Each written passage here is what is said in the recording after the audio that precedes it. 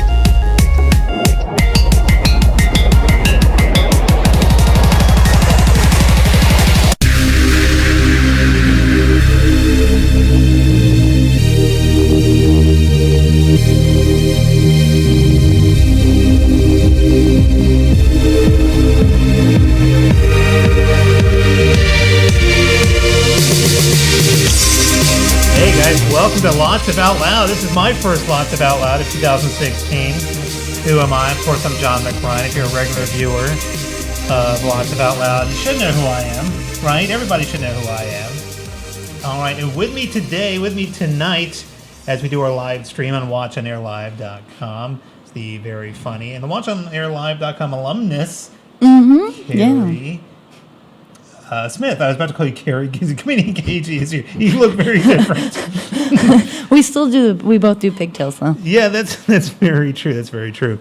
Yeah, so this is sort of like a WatchOnAirLive.com crossover event. This is true. I mean, you got the very talented Ziggy Becker running the boards for us. So, hello, everyone. Oh, that was decidedly seductive, and I think you knew what you were doing. But Carrie, tell us about what. First of all, Carrie, for anybody who doesn't know who you are, tell us about Chicks and Giggles, your other show here. Yeah, so we actually do another show here at DeepEllumOnAir on live.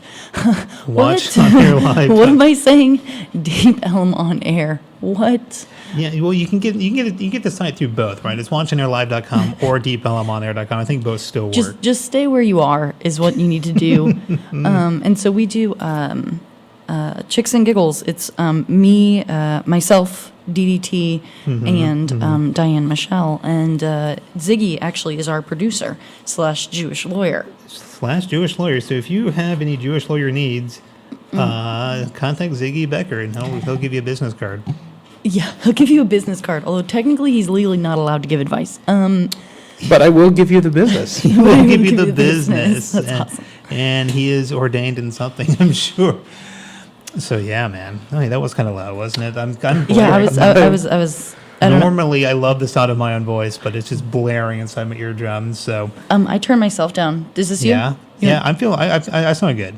I sound amazing. I sound Gucci. Okay, well then I'll leave you at Gucci. Leave me at Gucci. All Your right. voice is like honey dripping from a bagel. It's really dripping from a bagel. Bagel. Can we tone down the Jewish things, man? Is bagel exclusively Jewish? I love bagels. I'm not Jewish. Yes, actually, it is. It is. Not exclusively. Obviously, everyone enjoys bagels, but yes, bagels.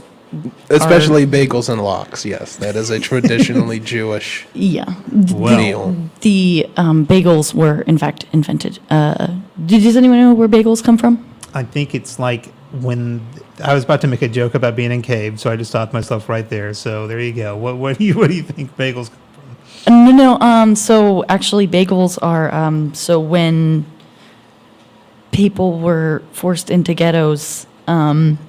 In order to feed the masses, the fastest way to do it was to take these long poles, and instead of handing out loaves of bread, they would bake them into circles so you could just pull them off the sticks. Really? Yes. That is... So bagels do taste like oppression and genocide. They really do. And I do believe that there is also a Popeye cartoon that references that fact. Really? So obviously, historically, we have been verified facts check out. Popeye says, dun, dun, dun. There you go.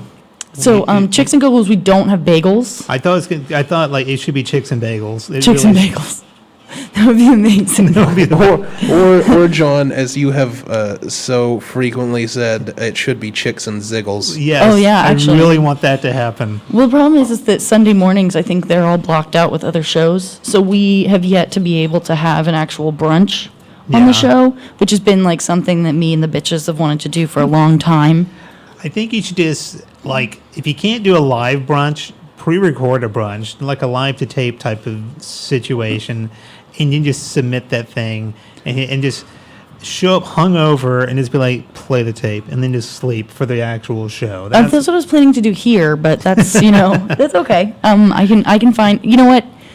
I'll find something else to do for our theme, for our show. Well, they did go and have brunch at, what's that new, Wieners or whatever that Wiener? is? We had lunch at, You're talking about Tallywhackers? Tallywhackers. Why do I know that? Well, Tallywhackers, we went, yeah, and so we actually, we got interviewed by Marie Claire magazine. Really? Mm-hmm. That was pretty cool. Now, Tallywhackers, I mean, for anybody who doesn't know, it's basically like the male Hooters, right? Right. So what it is it's basically like a bunch of, men without shirts. You tell them, actually, it's great, because I don't think you could do this at any of the restaurants.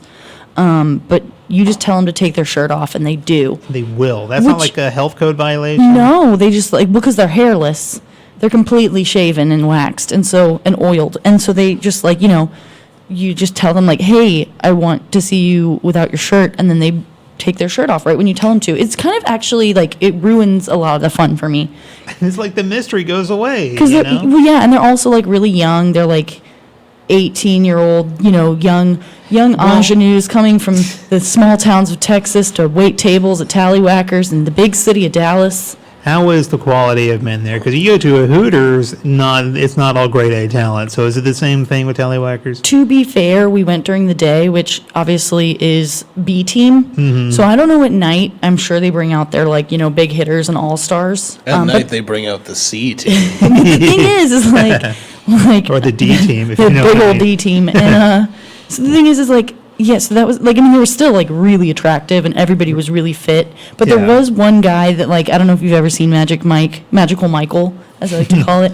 And he was his name was Dallas, and he was the old guy in the group that took all the young twinks under his arm. And, Yeah. and the thing was that he was the only guy that worked there that was straight. Or so he claimed. I'm sure he was gay. He was just yeah, I'm straight. You got a shot Yeah. with this. But he looked like he was just older. He had gray hair and was just buff and. So he's the I didn't see Magic Mike, to the surprise of no one, I guess. But so the character. You lived it. Why would you need to I watch lived it? it. It was based on my life. What can I say? They changed the names. So I think the guy you're referring to, he's an older dude. I think it's professional wrestler Kevin Nash. No, I it's think. actually Matthew McConaughey in the Matthew movie. McConaughey. He is the one that got it so wrong. He was the oldest one, and then he was he had big dreams of taking the stripping show on the Yeah. road, and he bought the club, and he was Wow. he ran everything. So the Texas T-Rex was the bet. Texas T-Rex. I've never heard that. That's awesome. That's not from me. That's from another website. But it's very fitting, though. It's very fitting. Well, and now that they have the sequel came out, I'm going to have to wait. And once it becomes a trilogy, then that's when I'll get on board, I think. When the Magic Mike saga just concludes. That's a definite possibility of that happening. Really, what else is there to do for Magic Michael? He's Full dong. He is still yet to get married. true. He still has to have kids. He still hasn't gotten divorced. He's married. Well, that sucks out the fantasy, doesn't He it? has his own version. Honey, I abandoned the kids to pursue my dreams of dancing. Again, my life, So yeah. much. So that's it's Tallywhackers is a great spot. I definitely check it out. Recommend it. Maybe they can be a sponsor for Lots of Out Loud. And it would be funny if they chose this show instead of Chicks and Giggles. That'd be hilarious. I totally get it. I wouldn't want to be any of our sponsors either. So, what time does Chicks and Giggles come on? Chicks and Giggles is every Sunday from 5 to 6. 5 to 6. There 5 you to go. 6 p.m., not a.m. Are So you don't gonna wake up expecting to watch some show. Are you doing a show tomorrow for Super Sundays, the Super Bowl tomorrow? No, we're not, because it's Super Bowl, and DDT loves football. I don't know, Ziggy, how you feel about, you love football as well, so that's like 50% of us. I don't, personally. You know, because I don't, here's what I follow with professional sports, and here's how I'm going to pick who I think is going to win tomorrow, is based on the controversies going on around the players and the teams. That's what interests me the most. I love that. Yeah, like I don't really know any statistics about like anybody, but I do know how many times Ocho Cinco's been to jail. Like, you know, like tomorrow, the two big stories. It's like I'm dealing with. Let's see, I have Cam Newton, who did some really sketchy stuff in college. Adorable name though. And he's number one. This is awesome. But his dad basically took a lot of money he wasn't supposed to while he was in college. Something I do enjoy that sketchy past, but I'm also really enjoying Peyton Manning's HGH controversy, HGH gate, when he human growth hormone was sent to apparently his wife. When it's like, come on, Pate, it is clearly for you. You're like 80 years old and you're still playing. Well, to be fair, I have to have some loyalty to him. Yeah. Because I grew up in Indianapolis. Oh, well. And so I will always be a Peyton Manning Colts fan. And I don't really know what that means. I don't really know what I have to do. I'm probably not going to do anything if it requires that. I'll resign. Well, because he no longer plays for the I know. Bronx. I know he does. And I was really upset about that. I was like, the betrayal. And they were like, no, they were like going to make him retire. And I was like, oh, well then you go and do your thing. Do you think now, it's kind of funny whenever that happens, when a player leaves a team, they're basically like trying to get him out, right? And then he goes to another team and does exceptionally well. Does that mean that he'll retire, but he'll have to retire as a Bronco? Like if he's in the Hall of Fame, so he's going to be... should. He's probably going to retire after this season. He's no, I mean, already but talked to like, family would he and friends always and be stuff. remembered as a Bronco? Because that's what he left for. He should, but a lot of guys will come back, and there's even times when guys, I think Emmitt Smith did this, where they become like a Cowboy for like a day, even though he played for the Cardinals for a while. So you can retire as a Cowboy, which I think is bullshit. And I think Emmett was the first person to do that, actually. Yeah, I'm thinking like it's kind of like Jerry Rice. I'm thinking like, no, I'm gonna remember you as like a Seahawk or whatever the hell you were. You know what I mean? Like other than your 49er years. So, but I think Peyton's a little different because he won a Super Bowl as a Colt, and he's going to at least appear in a Super Bowl. Didn't he win like lots of them? No, he only won one. Oh. His little brother Eli has more than him, which is ridiculous. Yeah, his little brother Eli has been to more Super Bowls than Peyton at this He has point. like at least two that they've actually won or something like that. So Oh, no, I guess, so this would be Peyton's third that he's going to. he has one actual ring, but he's been to the Super Bowl a couple of times. But he should pull like a John Elway and just retire.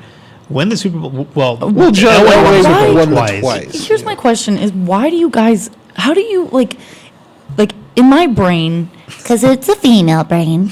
I can't store all this information, so some of it has to go. Why do you choose these facts? Well, it's either to have in your Rolodex. We make a choice. It's either retain football information or women's birthdays, and we make our choice. We're just like You make your bed now. Lie in it alone. So in my experience, it's always been a lot easier to drunkenly argue with someone over football than it is to drunkenly argue with some random stranger about the finer points of like Lovecraft's Cthulhu mythos.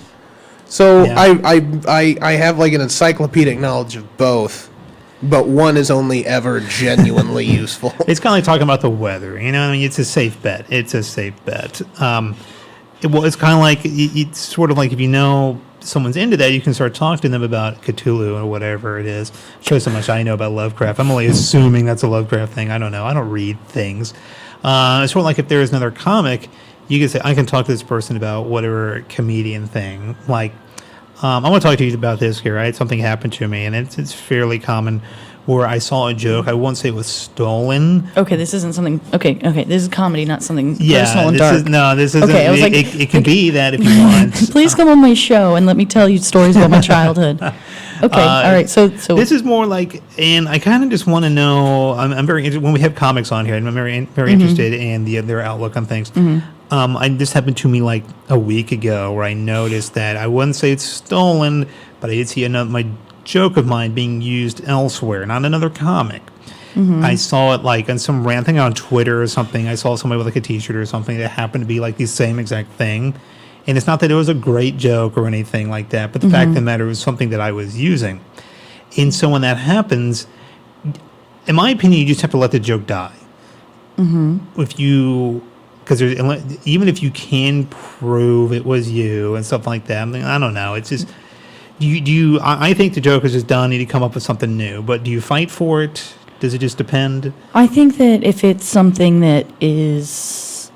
Now, you always run into the idea, or, the issue that some themes are just so common that, of course, you're going to have crossover, and that's just, it's not anyone stealing anything from anyone. It's just, there's billions of people with brains, maybe like millions of people with brains, and then, there's a group of that's creative, and, of course, you're having like mindsets, and, things are going to overlap.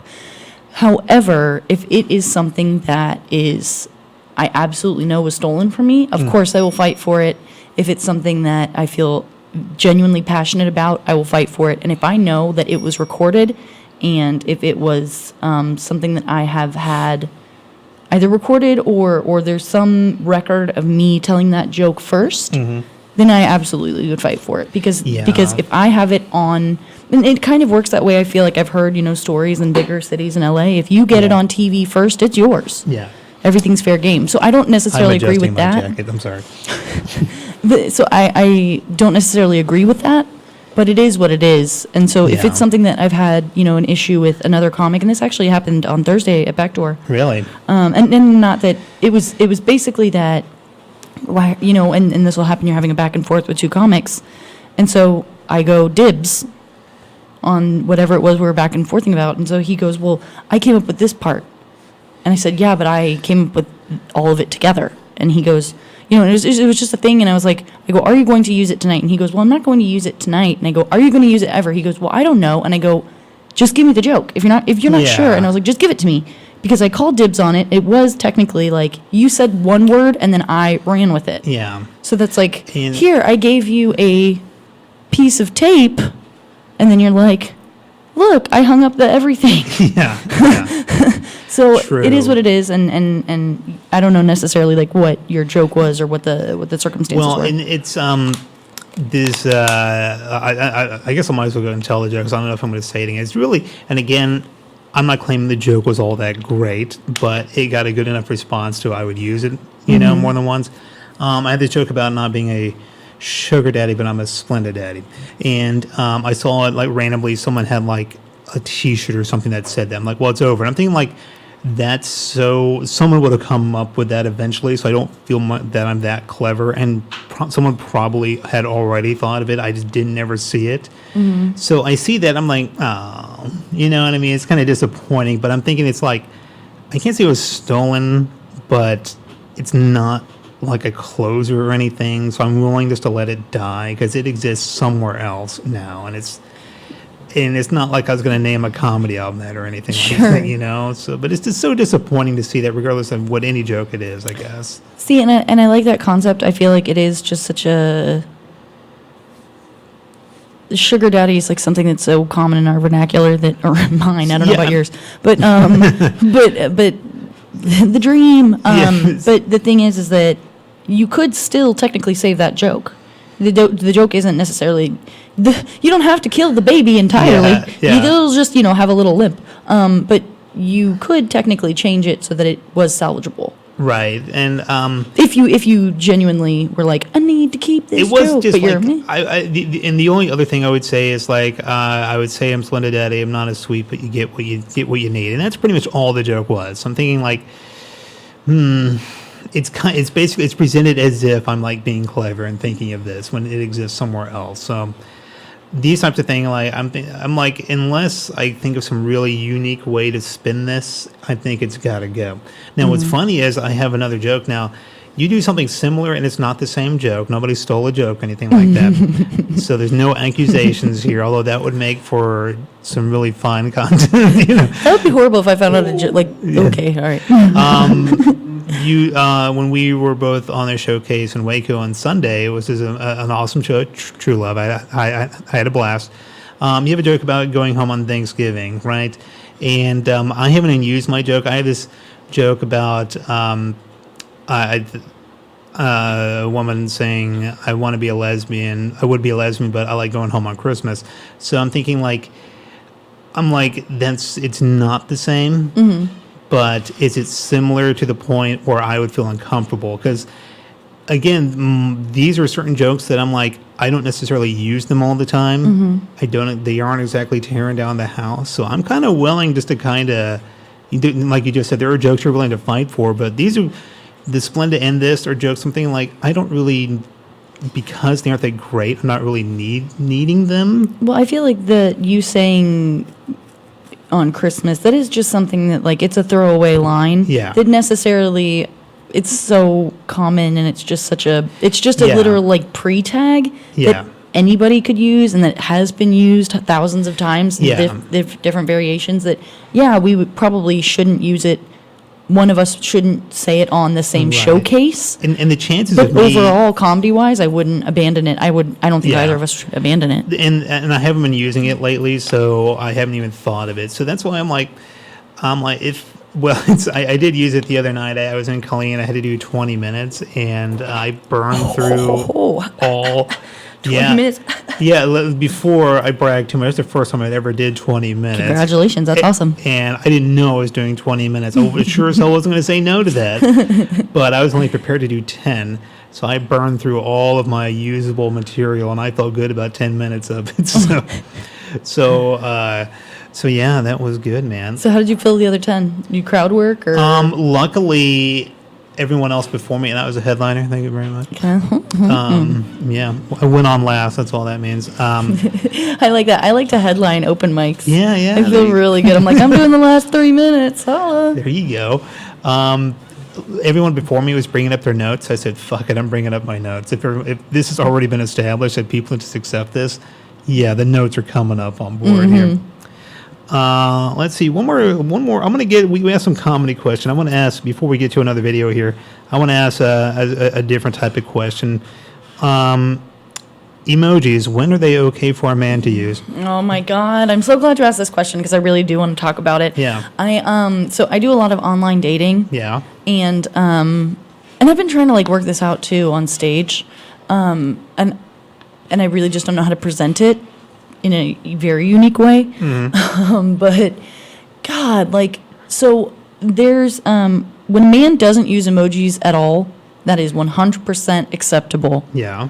I am A-okay with that. I prefer it, actually. Thank you. And I'm like, but when you're using emojis, like, I feel like that's because you're not emotionally mature enough to find the words. You have to use face. That kind of, I'm like, I don't really, like, if I had Asperger's, I would have no fucking idea what you're trying to say to me right now.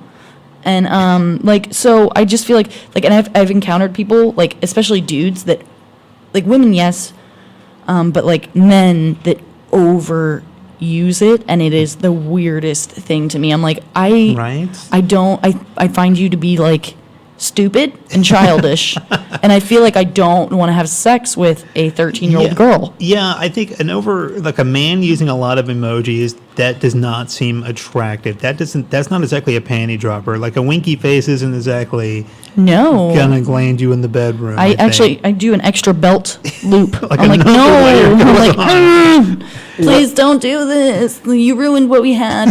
What do you think is the most objectionable emoji? Because I don't know anyone who uses them, so I have no like frame of reference.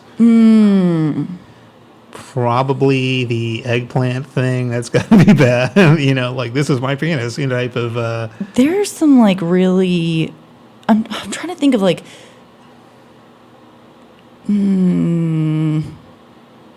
I I think I got one once where like a guy like he did do like the eggplant thing for like a penis, and then like the weird like the face where it's like two things. Yeah. Yeah. What are they called? Like Carrots? No, not carrots. like eyes? Like No, instead it's like when you're doing coding, when you're like Oh, great. Oh. Inequalities. Like X is greater than Y or... the little whatever. triangle Anyway, things. yeah, those. Sure. Yeah, that. I think. I don't know now. I'm confused. Anyway, so yes, those things. And so and so it was like one of those, and I think at the end that was the last face, and it was like, ew, like I don't. Did you just emoji me an orgasm face? Is what I just thought had happened, and I think that's what he was trying to say, and I was just so creeped out, and I was That like. is- I think that was like one of the last times I went on Tinder. I was just like, no.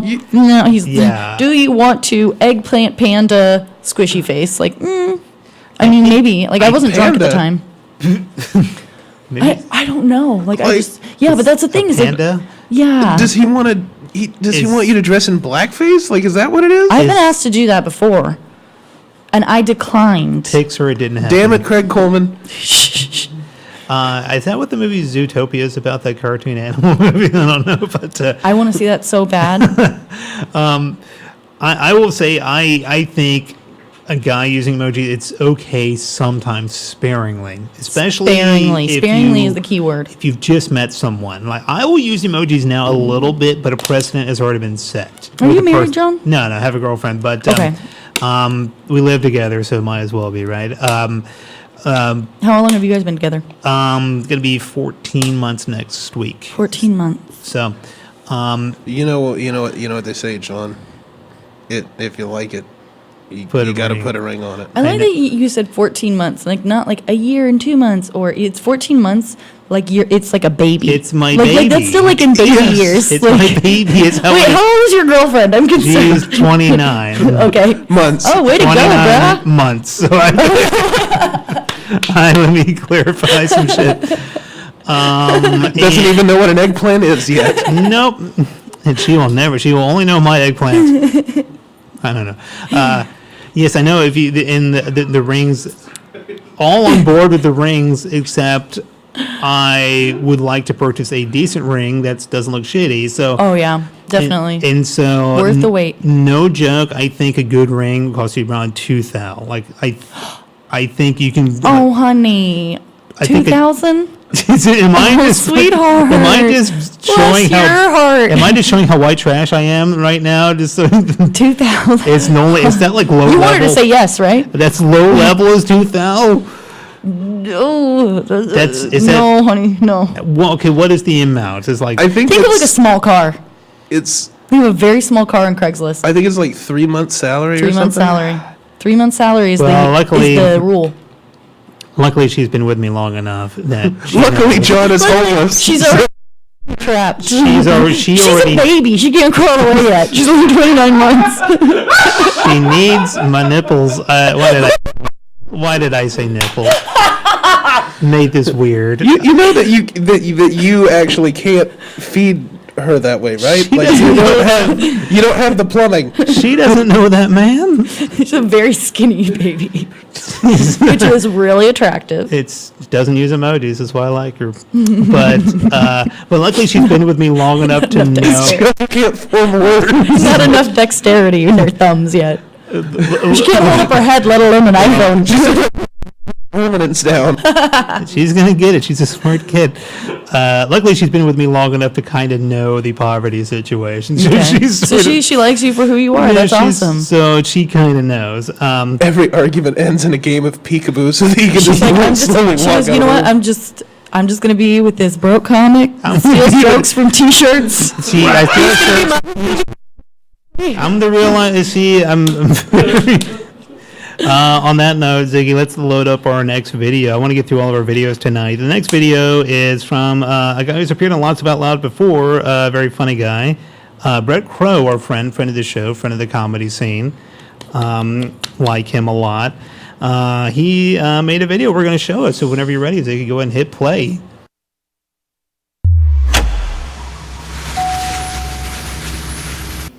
With musical stylings of North-South-East racism, pride, greed, any other negative connotation that some people might view as still being on the decline.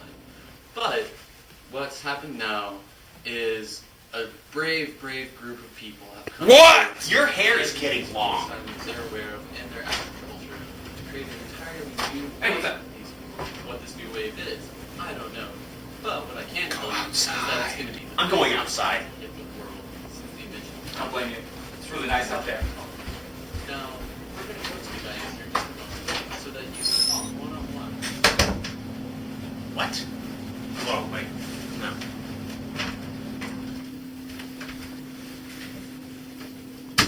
Email town.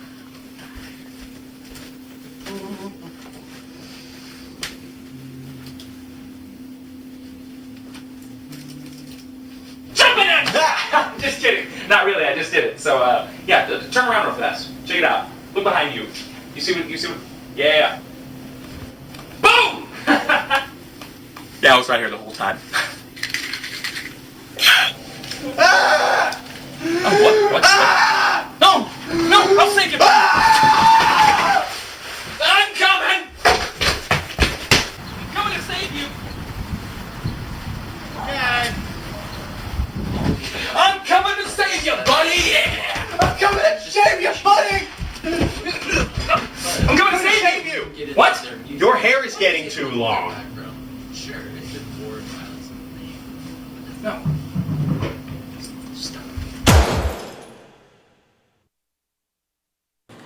All right, that was thanks to Brett Crow, awesome guy. Check him out on all of his things. You just search Brett Crow on Facebook and just go from there. Highly recommend him. He's Highly awesome. recommend him. He runs. I'm trying to plug everybody here. He runs a club, or he runs like an open mic now. I think in Bedford, Texas. It's like I'm doing such a shitty job of plugging his stuff. Just hit up Brett Crow on Facebook, and you can get him from there.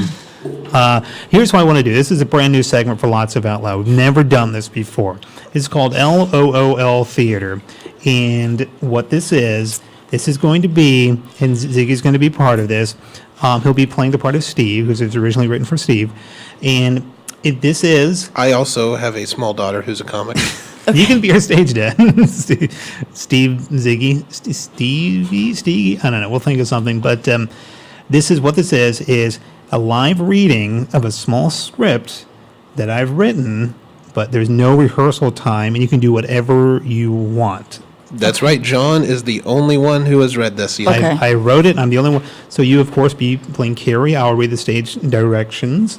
You have like 2 lines or something like that. And, of course, Ziggy is playing the part of Steve. Okay. This is LOOL Theater. So let's set the scene. Large starship. Rear Admiral John meets Commodore Steve and Seaman Carey in the war room.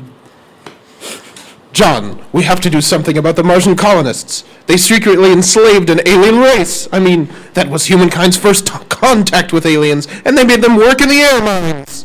Yeah, we'll get to that, but did you notice the attitude on Carrie? Unreal. I work so hard to get my hair looking marvelous, and she doesn't even notice. I'm right here. The aliens have declared...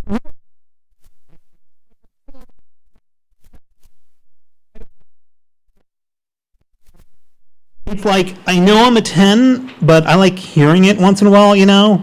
Earth to Carrie. Wait, would people in space still say Earth to someone?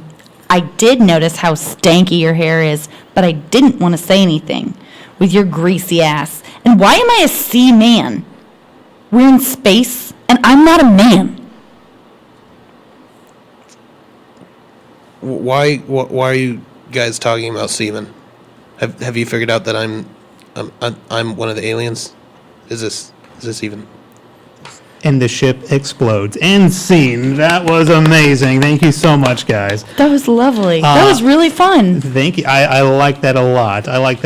And let's get to, and I wanted to do that right before our next video. We're just burning through our videos here.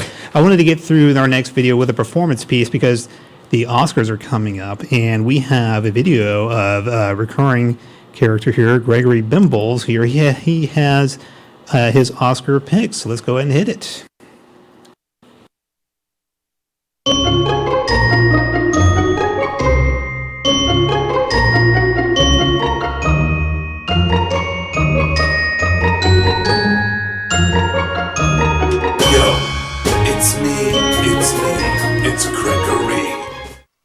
Bimbles, and I'm back with another Oscar predictions video.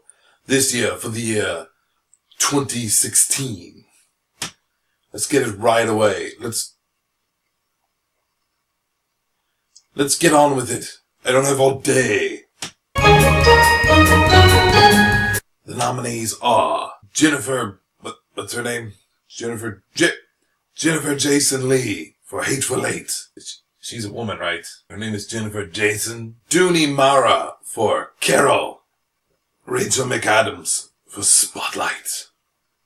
Alicia Vikander for The Danish Girl. I have never seen any of these movies. Do these movies exist?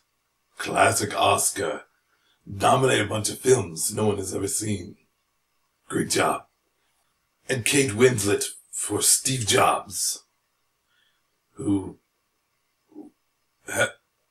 Yes. And the winner, the Dooney girl, Dooney Mara, because why not? Who cares?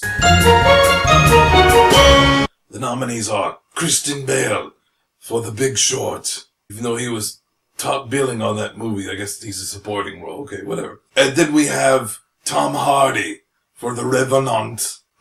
I promise you, I'm going to see that movie soon. I know. I've heard it's great, but who has time when you're Gregory? Mark Ruffalo for Spotlight.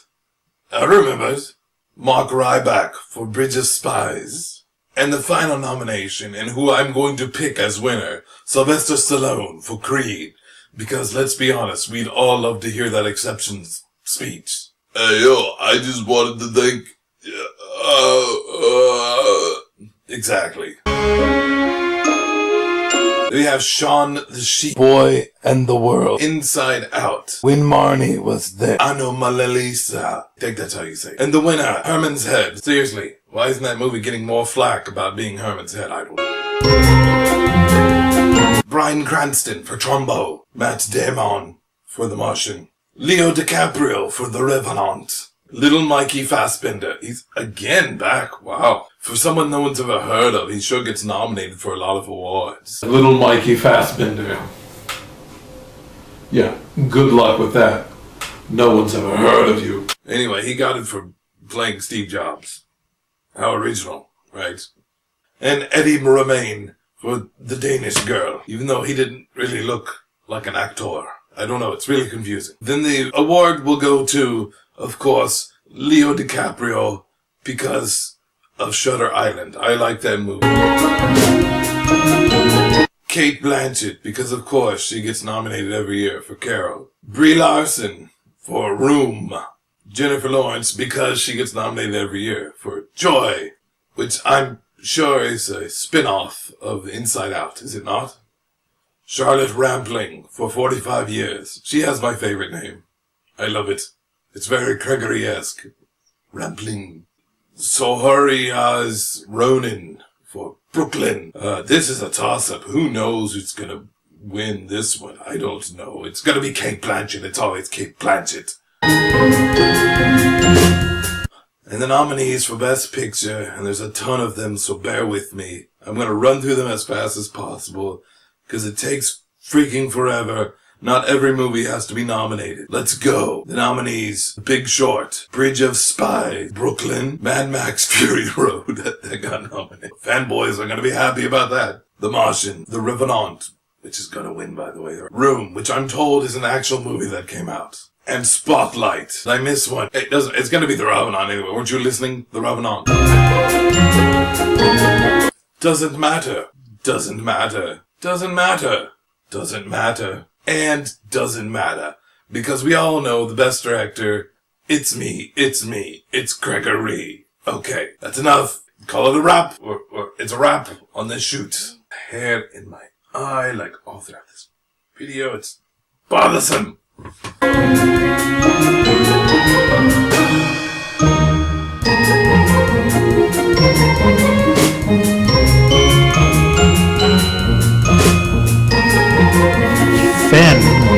Okay, thanks to Gregory Bimbles for his Oscar picks. I haven't even seen, I saw Mad Max and The Revenant, and I think Mad Max should win. It won't, but it should win. Okay, do you have any picks? Who's your pick for best picture? Let's just cut right to the meat. Mad Max. Mad Max, for real, right? It was the best one. So good.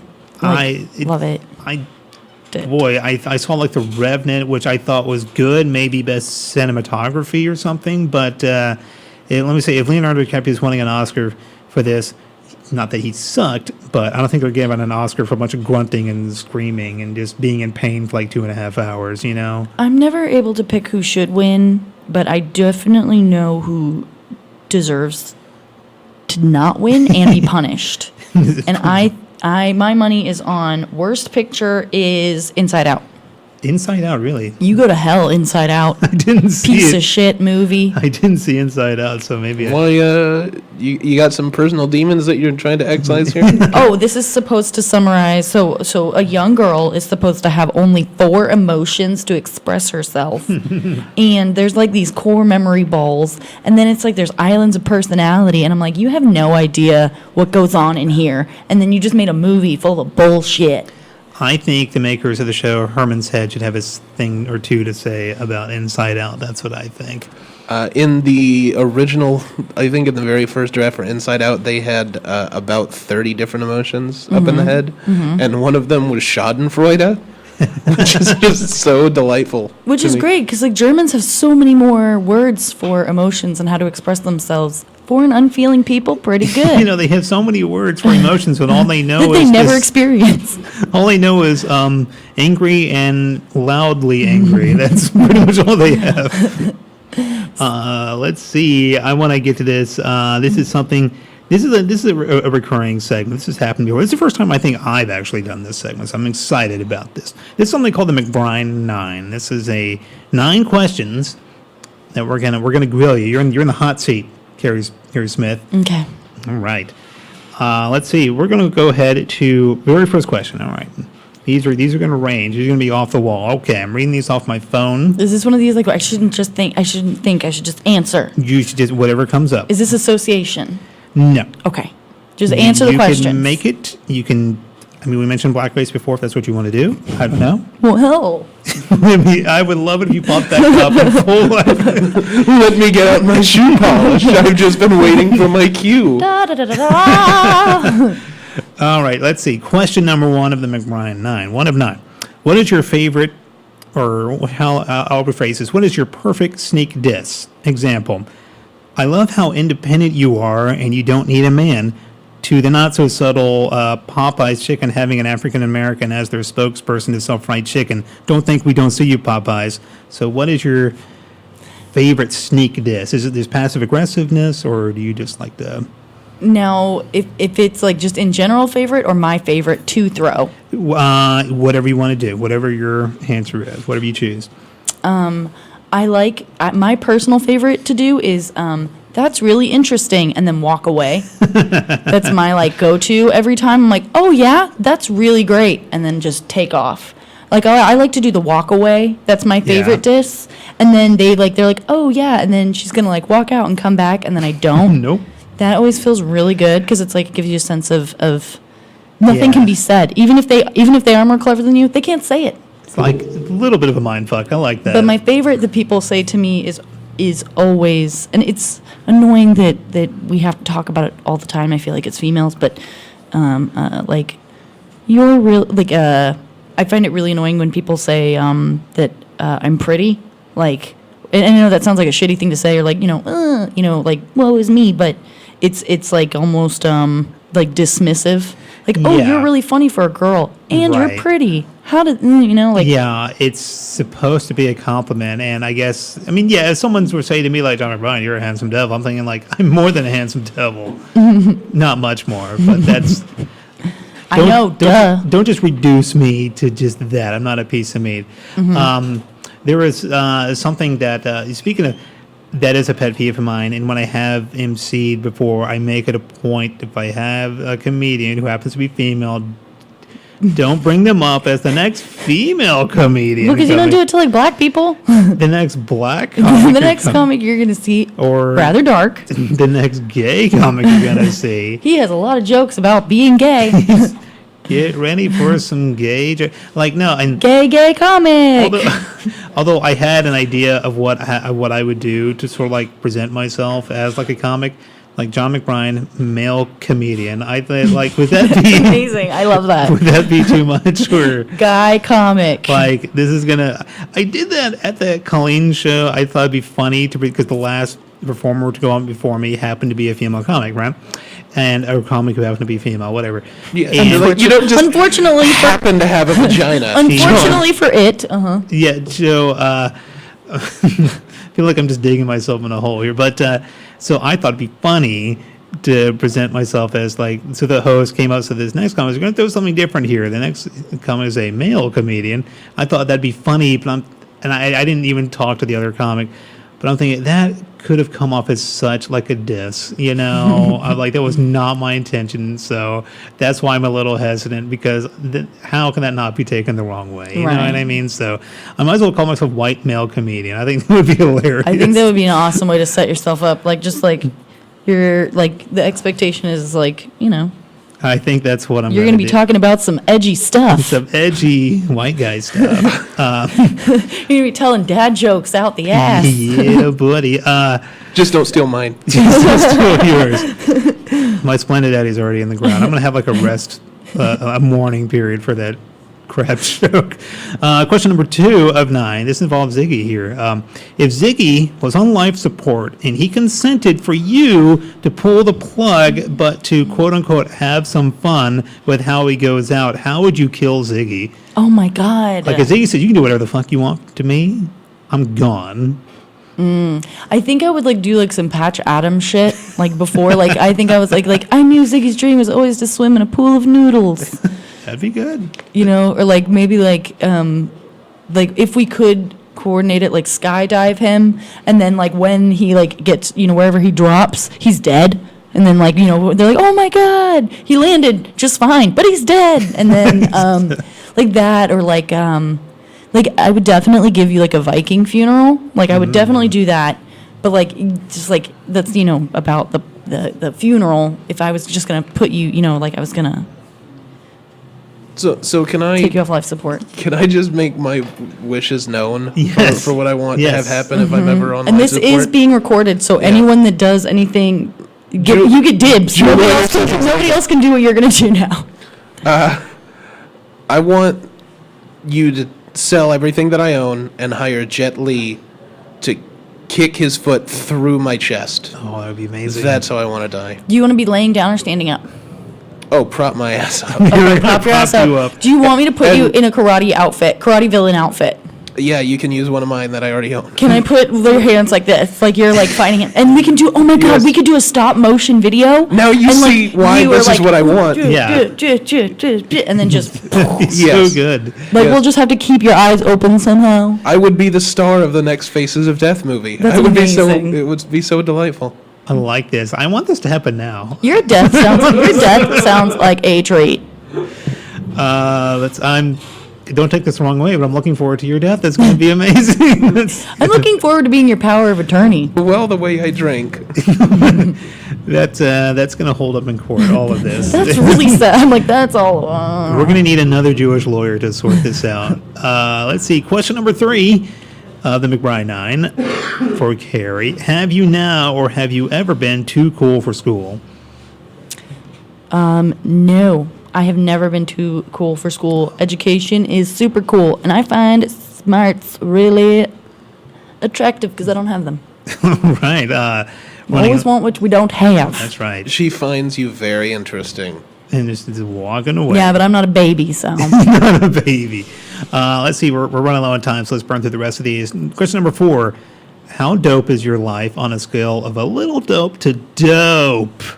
Actually, right now, my life is on a scale of 1 to dope. Like, it is dope right now. Nice. But, like, in, like, 2, I feel like once I, like, go on, like, a downswing, it's going to go right back to nope. It's going to go right back to nope. From dope to nope. The Carrie Smith story. Maybe, or from nope to dope. I don't know. However you want to do it. Carrie story. See, From dope back to nope. from question number 5, Batman versus Superman. Who wins? Batman. Batman, all right. I feel like there's some situational context that has to be applied here. Technically, Superman would win, but I don't like Superman like I like Batman. It's the popular choice. Yeah. Batman finding a way to win. Because they're like fighting over me, and I was like, guys, don't fight. That's the situational context. They're fighting over you. Yeah, and then they're like, wait, what? What? What? And I'm going home. they just leave. Then they just leave, and crime reigns. Question number 6: Uber or Lyft? Uber, I guess. Uber, you guys? I don't know. Is there? I have only used Uber, but I like that Lyft has little mustaches. I think that's pretty dope. That's a good. We're not going to get a better answer to that. We're not going to get a better. Let's see. Number 7. Let's say you meet a fan of yours, someone who enjoys your comedy, right? They have a shrine dedicated to you. Creepy or not? Creepy but flattering. Totally flattering. And I totally would go out with that creep. I would be like, what? Is it situational depending on what they have in the shrine? Ooh, like what would they have in the shrine? Like lock of hair versus used panties. Let's say what would it be if you met that? Like the super creepy, like probably broke into your apartment or some shit. Oh. I mean, if there's criminal activity, you got to say no, I think, but maybe not. I'm like, are they higher than a 7? I'm like, I dated a pedophile, so criminal activity is really like I'm doing better. Like that's okay. Well, not you, obviously. Just keep my different baby away pedophile. from that pedo. I didn't even call you a pedophile on your show. Did you just admit to at one point dating John McBride? No, I'm saying not you, a different pedophile, and then I apologize for calling him a pedophile. Thank you very much. Next question. I used to have jokes. Nailing it. I did a joke in my act recently that I had to kind of stop because I was basically playing up the fact that I look creepy and I do look like a pedophile, just owning it. And I found, that, to my surprise, that talking about pedophiles creeps the audience out. Who would have thought? You know what you need to do is you need to introduce it, like when you just do your, now you just add pedophile. Just like, hey, I'm comedian, white guy, pedophile. Who would have guessed that talking about that kind of makes the audience uncomfortable? I have a shrine to Gary Glitter in my closet. Who would have thought? Question number 8.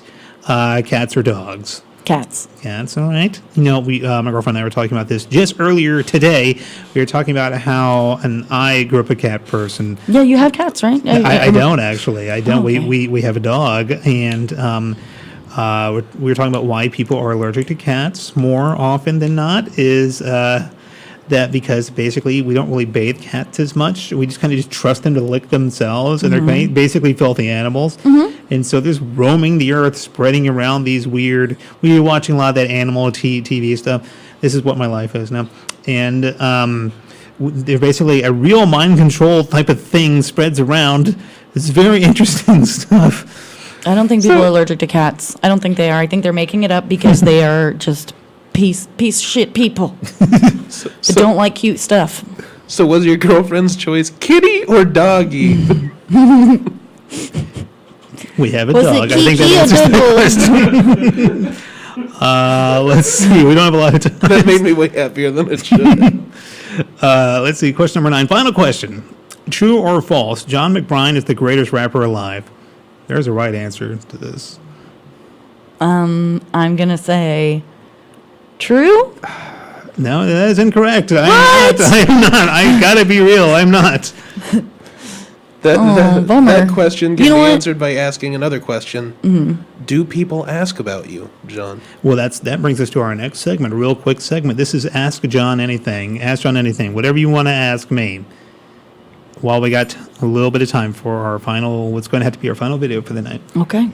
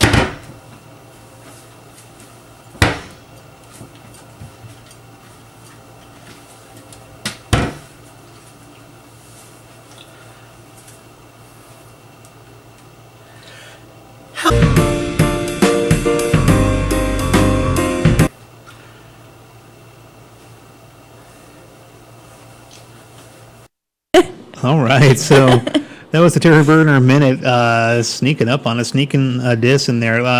Before we go out, we got like a minute left, so Curry, whatever you want to plug, go ahead and plug it out. Yeah, come check me out. Dallas Hyenas this upcoming weekend, Valentine's weekend. I will be there Thursday through Sunday, every show. All right, you can catch Ziggy chilling out at the back door, and me, I'll just be being with my actual human baby, so that's what I'm going to be doing. All right, thanks for watching Lots of Out Loud, everybody.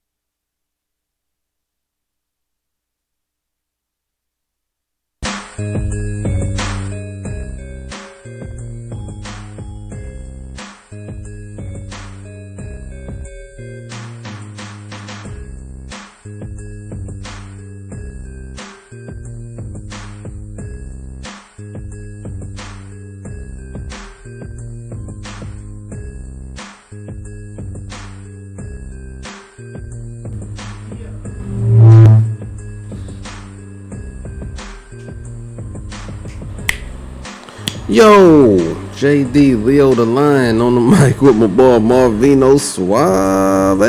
Little loud in here. Little loud in there right there. Hold on, let me get it together. I say I only got 2 eardrums.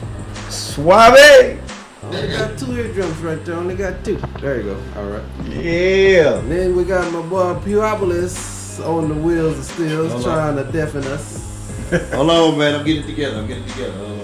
He's trying to, when I walked in. So he's trying to get it together over there. He's getting it together. Sounding a little better. Every minute it's getting a little better there. Now we got my boy Heath Fisher over here. I'm your cracker. True story. That is a true story.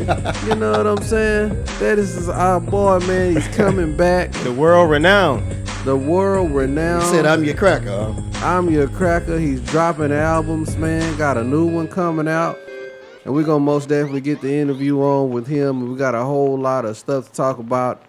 A lot of Super Bowl stuff, you know. And we're going to just dance around a lot of football, man.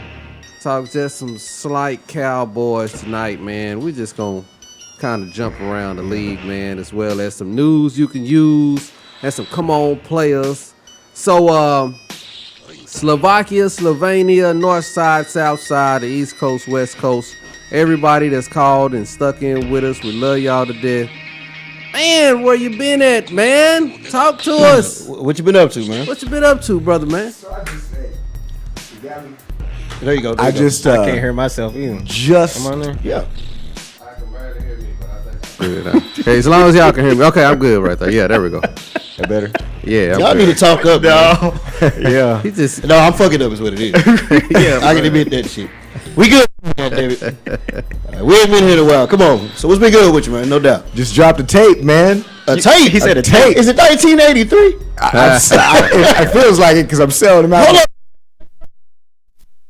My tape just came out like last week, so I've been pushing it. It's at Bill's Records and Tapes, Forever Young Records. I love Forever Young. Forever Young, that's my shit. That's boy. my shit. I go in there at 9 a.m., take a lunch, man. I wore the Forever Young T-shirt for like 2 years. Like 3. I still have it somewhere in my drawer. You know what I'm saying? I love Forever Young. I've been buying records since they were back on the old location on Pioneer. Oh, you know what I'm saying? okay. Yeah, man, I've been I'm DJing forever. So Okay. it all started. I started making music in high school, and I put out a tape. Already. And I sold like almost 10,000 copies of it. And then I kind of, I had kids, so I just kind of had to do my dad thing. Yeah. My kids are grown, so I dropped a new album with my band, y'all. Organic hip hop. I got my own sound. It's really fresh.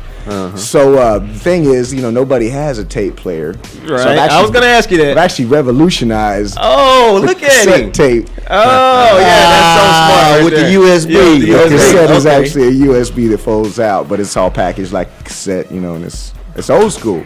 So you invented that? No, I did not. Oh, okay. Somebody in Hong Kong. Hold on, show it again for somebody.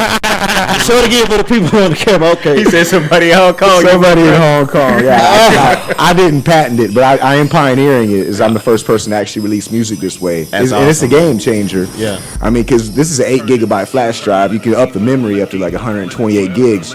On this 8 gigabyte flash drive, I could put the whole entire Beatles catalog, all their concerts, all their interviews and everything, and you can have all that. You end up like Michael Jackson in one little medium. Have you done that for somebody yet? No, people keep asking me to do it. I'm like, no, this is my product, man. You gotta let me run with this for a while. Yeah. Chill out, man. This is my shit. This is my tape. So yeah, you'll start seeing this. This is revolutionary. So you'll start seeing music come out like Wow. this. CDs are getting phased out. Cars don't even come with CD players off the production line anymore. Right. Yeah. Nobody's buying CDs anymore. Right. It's all digital downloads and whatnot. As an artist, I want you to hear more than one song. I want you to hear my shit. So I came up with a new format. Damn. So is new music on here? Or? Yeah, this is the album. I've been working on this for like 3 years. Gotcha. Yeah. Hell yeah. All original. I'm Your Cracker's on here. Okay. This is I'm Your Cracker Organic Hip Hop Volume 1. And it's got the new joint, Pass Me the Cannabis. Love that. You got it for us tonight? It's right here. Oh yeah, we definitely gonna play it. We definitely play it, no doubt. So you say he loves that. That's awesome. Yeah, that is great, man. So you said you sell your tapes out the trunk, right? It's on Amazon.com. If you go to Amazon.com and look up I'm Your Cracker, it's the first thing that pops up.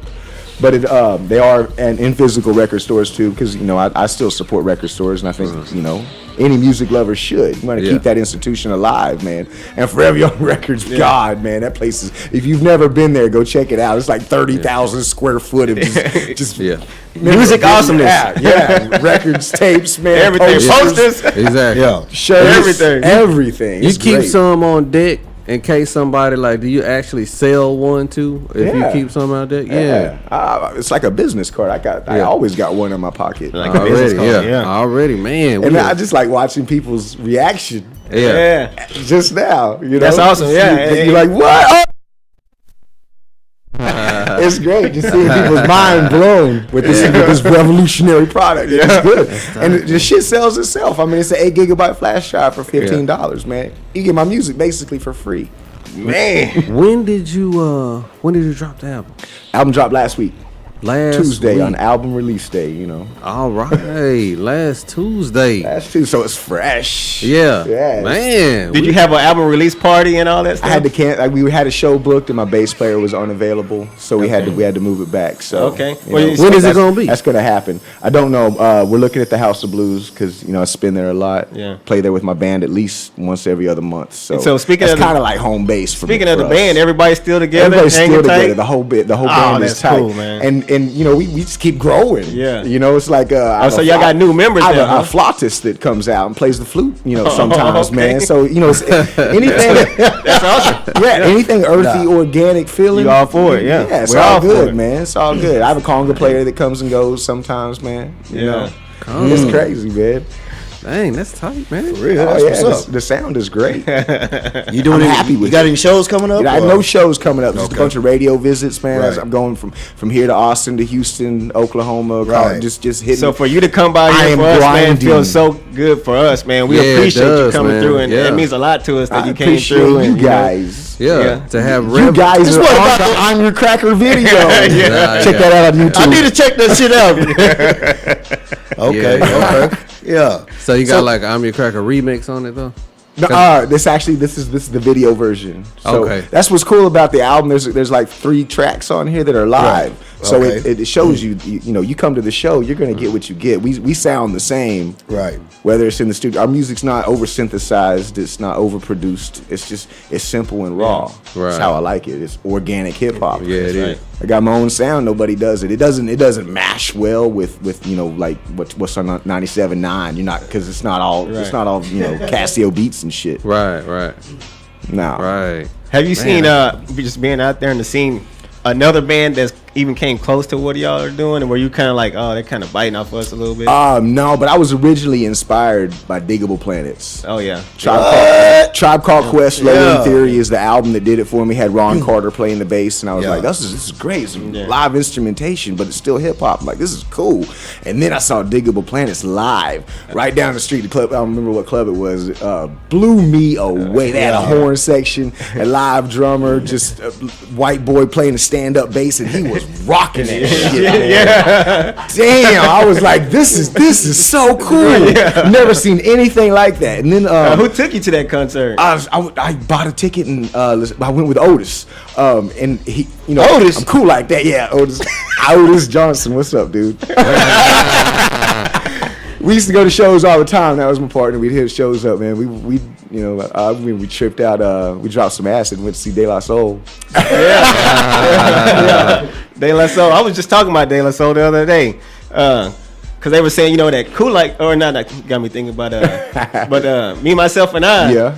That they hated that song. Oh, wow. Did you know that? No, like man. That was the one that that was their first single. They hated that song, so it got so big they hated it. Their next album, if you recall, was named "De La Soul Is Dead." De La Soul Is Dead. They changed their format. Right, it's because of that song. Wow, and that's their song that they're most known for. You know, it's crazy. I still spin that record. It's a great song. That whole record was 3 Feet High and Rising. That was land breaking, man. Prince Paul at his best, right there. So you say you got kids, right? I got 2 girls, man. Are you doing? They're not listening. I would have, I wouldn't reference the acid tripping. They probably want to know what you were talking about anyway, right? Oh, they know. Hardhead. It's we don't talk about I it. was gonna ask you, man. Like, are you are you grooming them, man? Like to kind of get into the. You think they ever gonna be like musicians, man? Or kind of. Like, do you ever see them one day as like maybe being on stage with that microphone? I've actually played with my oldest daughter. She's a flautist herself. Yeah, and she's performed with us, and that was just a magical moment. Wow, it was great. I was like, wow, I almost wanted to cry. Baby girls over there just killing it, you know. And she was killing it too. Yeah, and she had all these people screaming for her and stuff. and after the show backstage, she was like, that's pretty cool. Yeah. That's pretty cool. That was her change. I can see why you do this. Yeah, exactly. It's a really rewarding thing, man. Especially, when people start singing your song to me. It's like weird. People come up to me and they're like, I'm your cracker. You're that cracker guy. Right? So you get that, huh? Man. It's starting to happen, man. Damn. I just keep putting myself out there, man. Okay. Just play as much as possible. That's just get out there and just spread my music because my music is fun. Yeah. And I'm all about good times, man. Right. Exactly. Nothing wrong with that, man. No doubt. So what's next? What's next? We're shooting a video for Crazy Love. Crazy Love is the first single off this album. Right. Coming out. So that's what's next. Okay. That's going to take place very soon.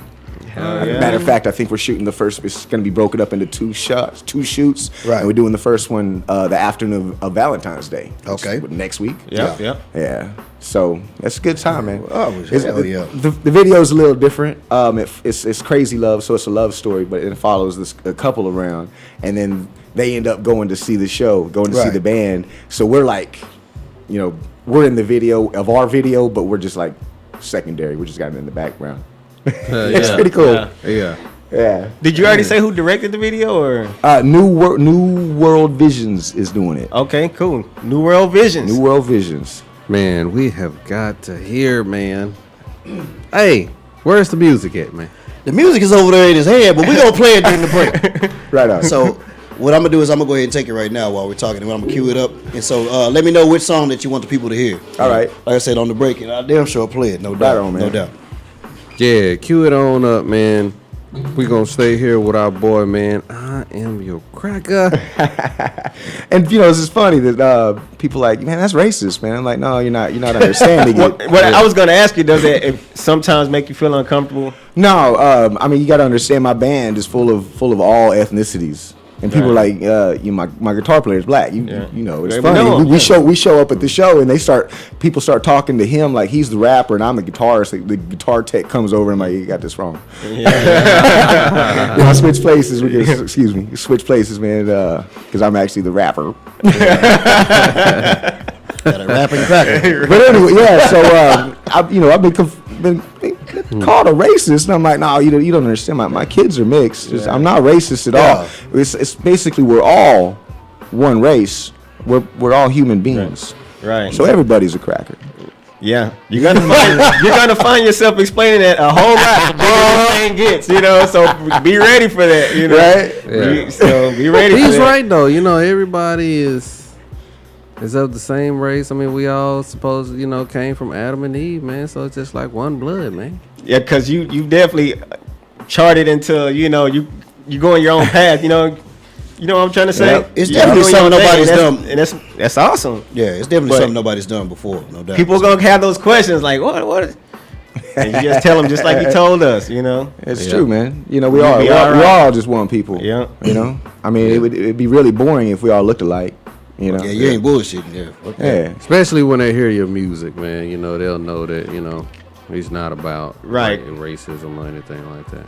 Yeah. So you got to break down that barrier because a lot of people, right off the bat, are like, oh my God. Yeah. But have you found it difficult though, like, saying like being a white guy or whatever, trying to, break into the industry like that, and the way you coming, coming from different. Not so much. The biggest hurdle is just doing hip hop. Right.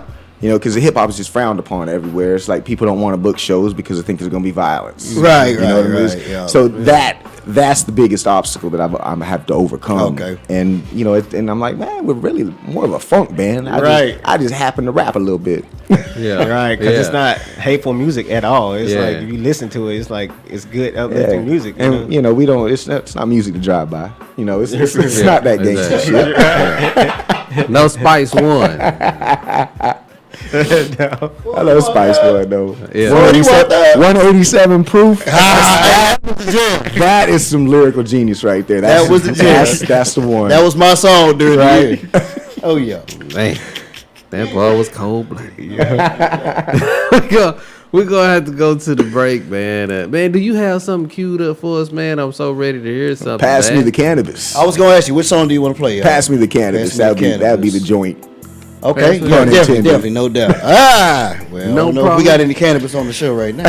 Pass me the cannabis right here on Dark Side Sports Radio. This is your boy Heath Fisher. I'm your cracker. Yellow number 5. Yellow number 5. Y'all check this out. No doubt. Going to the break. Dark Side Sports Radio.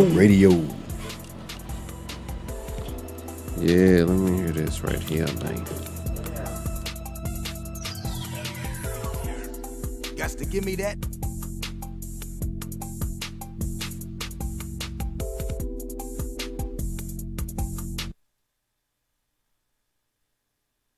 Got to give me that joint, fool. I need to hit real bad. Got to give me that joint, fool. I need to hit real bad. I done smoked to shake out my last bag. Had a big bag, but that's what I had, and what I had ain't shit. Cause I need a new bag. Bad as a mother, meaning like my brother. I need me another hit from a lover. Mary Jane makes me insane when I hit her. I gotta get her, I just can't quit her. I'm bitter. You can say I need her, I'm an addict. I got a bad kid, I gotta grab it. Like the tricks rabbit, man, I got to have it. Like I said, I'm an addict, but really it's just a habit. I'm mad that I need her for my stability. It's killing me without my mental agility. It's feeling me low when I wanna be high. I don't try to get by, I can't cope without my dope. So pass me the cannabis, the cannabis. Pass me the cannabis, the cannabis. Pass me the cannabis, the cannabis. Pass me the cannabis. Pass me the cannabis, the cannabis. Pass me the cannabis, the cannabis. Pass me the cannabis, the cannabis. Pass me the cannabis. Pass me the cannabis. Was starting to reminisce about the spliffs I missed. I even kissed the mistletoe. Cause I thought it was a big bad bud. I need me some love, I got enough for a dub sack. So hook it up fat. In fact, I got 20 and enough for a 6-pack. A pack of papers and some nowadays. Latest, kicking in the rays on sunny days and grays. Riding the J's, cause you know the way to phase. Place where the weed ass so I can get some papers. They come away, they keep passing me by. Like Eric say, get me high. Pass me the cannabis, the cannabis. Pass me the cannabis, the cannabis. Pass me the cannabis, the cannabis. Pass me the cannabis. Pass me the cannabis, the cannabis. Pass me the cannabis, the cannabis. Pass me the cannabis, the cannabis. Pass me the cannabis.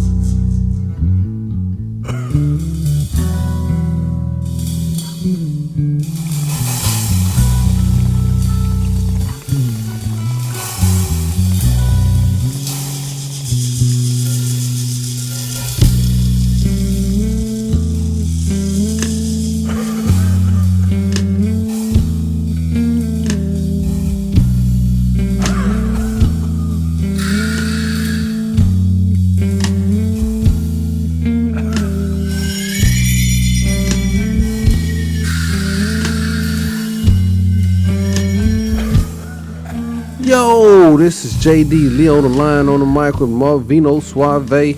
Puopolis at the wheels of steel. Yes, sir. Yo, that was our boy. Whoa, pass Yellow me number the 5. Cannabis. Yellow number 5. Pass me the cannabis. The cannabis. Yeah, man, that's catchy, man. That's catchy. I like that. So who wrote that? Besides the obvious. Well, I mean, we all wrote it. The bass player came up with his thing, man, and he gets down. Yeah.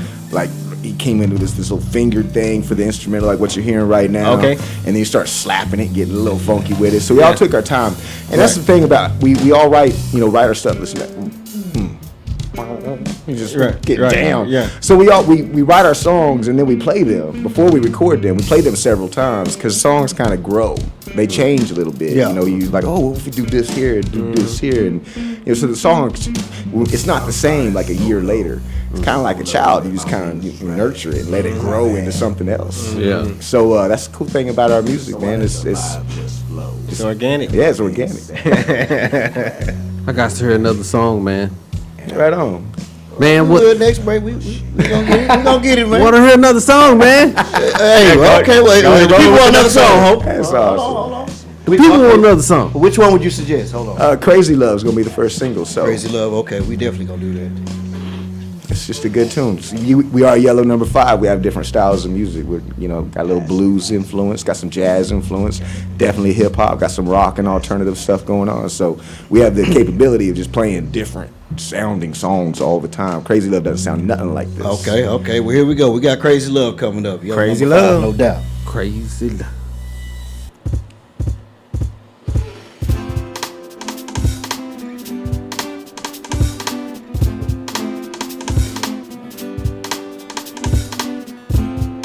When I see your face, something inside turns on, and I'm feeling place. I'm on top of the world, 'cause you're so fine, you blow my mind. Such a lady with all your style. Slow me down, I stick around 'cause I love you. And if you go back, I'll be sad, but I'll wait it out, 'cause there's no doubt that I want to be with you. When I see you smile, I know that I hold you. It's straight to your heart. It's where I want to be. Close to you, do what you want. Take your time and I won't front, but I'll take my time to get it right. It's easy, baby, 'cause you're out of sight. Crazy love, it's in your eyes. You're beautiful and I just died. In your arms, safe and warm. Come on, boy, take me home. Crazy love. I'm on top of the world.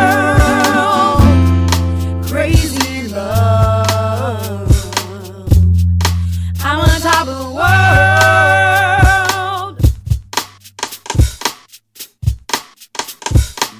you're so bad and you're so fine. Time after time, baby, blow my mind. You're my sunshine, my moon, my stars. Every time I see you, spit these bars to worship you and all your skills. Baby, I just wanna pay your bills. For reals, girl, you're my goddess. And I just wanna drink your hotness. It's crazy, love, it's crazy, girl. And when I'm with you, I'm on top of this world. It's crazy, love, it's crazy, girl. And when I'm with you, I'm on top of this world. Crazy love. I'm on top of the world. Crazy love. I'm on top of the world.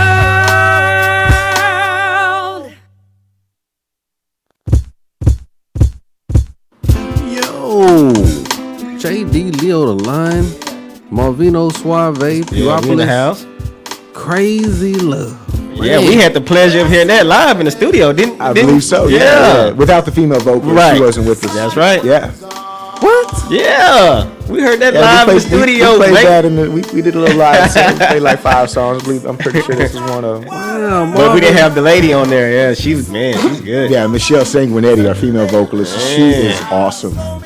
She actually teaches music. So, Oh, okay. Yeah, man. I have certified musicians in my band. It's wonderful, man. That's awesome. Marvino got that memory, man. That memory, man. The memory, man. Yo, man, that was tight, man. Thank Yo, you, sir. That's what it's all about. How long have you been in the game? Like I said, I put an album out fresh out of high school, man, and stepped away to raise my children because I knew I wanted to be there. So, you know, me and my girl Liz, one of us is always in the house with our children because that's, you know. But first and foremost, I'm a father before anything else. Yeah, you know, that's the most important. That's why we're here on this planet, right? Is to, you know, produce offspring and make them better than what you are. Right. That's you know, I wanted to be a better person than what my father was. And so forth, and I want my kids to be better than I am. You want them to succeed. You want them to have a better situation than what you have. Right. You know, that's just basic parental thing. If you don't have that, then you should be put down. Hey. Yeah. Can't take the man's life. You should. Yeah, if you put them on down, man. Yeah, there's too many people in this world, and if you're not gonna improve society, what you doing here? Yeah, pretty much dead weight. We were talking about that, but anyway, we were talking about dead weight on the way up here, me and Paul. Man, well, we're gonna have to before everything is over with, man, we're gonna have to get one more song about you, man. All right, you know, man. we definitely will. We don't want to give the people everything, you know. But you know, I just want to hear. You feed them too much too fast. I want to hear it. I want to hear the music. You know, the music. Is I was gonna good, say they man. got to buy the album, but now they got to buy the tape. For real. Exactly, man. So we're gonna go ahead and. Man, we wanted to try to talk some sports with you, man. You know I'm what cool. I'm saying? Are you a big sports fan? Man, no, he ain't no. Man, musicians be into their music, man. That's not true, man. okay. I'm a big Mavs fan, man. Oh, okay. I went to my first Stars game. I've only been to 2 hockey games. I saw the Avalanche. Funny shit, huh? That was awesome. I can't wait to go back, man. That was great. That was hella entertaining. How you think your Mavs is doing though? What you think we're gonna do this year? God, man, they're right in the middle of the road. They can't. They got blown out by Spurs last night. What, 34 points or some God shit? damn. Yeah, but Spurs are just killing everybody, and Golden State's just killing everybody. So they're not on that level. So you know, they're gonna make it. Let me ask you something, man, because I'm old school. Right? Yes, sir. You know, you say you're. He said yes, sir. How old school? Like Brad Davis, old school. Me, Brad Davis. I tell you what. Yeah, that's me. I'm Brad Davis. Rolando Blackman. What? Rolando. I went to I went to Rolando Blackman's basketball camp when I was like, 10 years old. Yeah. Oh, James Donaldson. I was just trying to think of James in his feet like a shuffling. Boy, he looked like it was the shuffle. Boy, he looked James Donaldson. Boy, he looked like I was just a kid, man. I never forget watching that guy. Always the last dude across the court, man. With the shuffling in his feet, man, looked like like an old grandmother, and his feet was just like humongous. Like he's got house shoes on. He was grandmama before grandma. Yeah, exactly. That's what grandma got down there, bro. But yeah, no, what I was exactly. James Donaldson. What I was gonna ask you though, man, is okay, like the Mavericks won game this year. I don't know how many games they've done this, but I think it was against the Spurs or something. The Golden State sat out the whole first. It's like the starting string, like the whole. Yeah, it was on like a second night of a back-to-back. Everybody sat out, and it's like, what do you think about that, man? Because I know you probably watched a lot of basketball your whole life. I kind of agree with it, man, because they really shouldn't schedule them back-to-back so much. Mm-hmm. They're playing like 30 back-to-back games or some crazy ridiculousness. And you got to think about how long and grueling the season is. And these cats aren't young, man. The Mavericks do not have a young team. They kind of need to rest those players if they want them to be able to perform in the playoffs. Mm-hmm. So I'm okay with it. I'd be pissed off if I was at that game. That's another thing. You bought tickets to see the Stars. Yeah, you're pissed off because you want to see Dirk and he not there, but then they don't have a chance to win a championship anyway. It's like, what are you? The championship is going through Golden State, or San Antonio. Be fresh to get into the playoffs to what? Lose. Exactly. To lose by 10 instead of 20 because you took a night off in November. You know what I'm saying? That makes sense. I understand what you're saying. But yeah, I would be angry if I was a fan. The fan though, man. It's like, wow, I'm coming to see Dirk. What if I was a dude lived in, Seattle or something? And I was a diehard Maverick fan, and I just went to Dallas to see just Dirk, and he not even playing. It's like, if you that dude, you got some terrible ass luck. But you know what though, man? It's a lot of people like that, because if you think about it, it's like 20,000 people in the stands.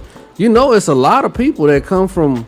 Not all the people live in that area. I mean, some people come from. Just like for Dallas games, you got a lot of, you talking about the Cowboys? Yeah, Cowboys. Oh, that's ridiculous. How many? You got Oklahoma City. From Arkansas, and my mother, she loves the Oklahoma City Thunder. Her and her friend just went up to Oklahoma City to see them. You know what I'm saying? So. It's like, what if you go all the way up to Oklahoma City and then Durant not playing that night because he just want to rest? Yeah, they just want to rest him. I think that the coaches are making a point to do it so that the NBA will change their scheduling. A little bit. I mean, just make it a little longer. That's a lot of wear and tear on the players, man. So I understand both sides of that.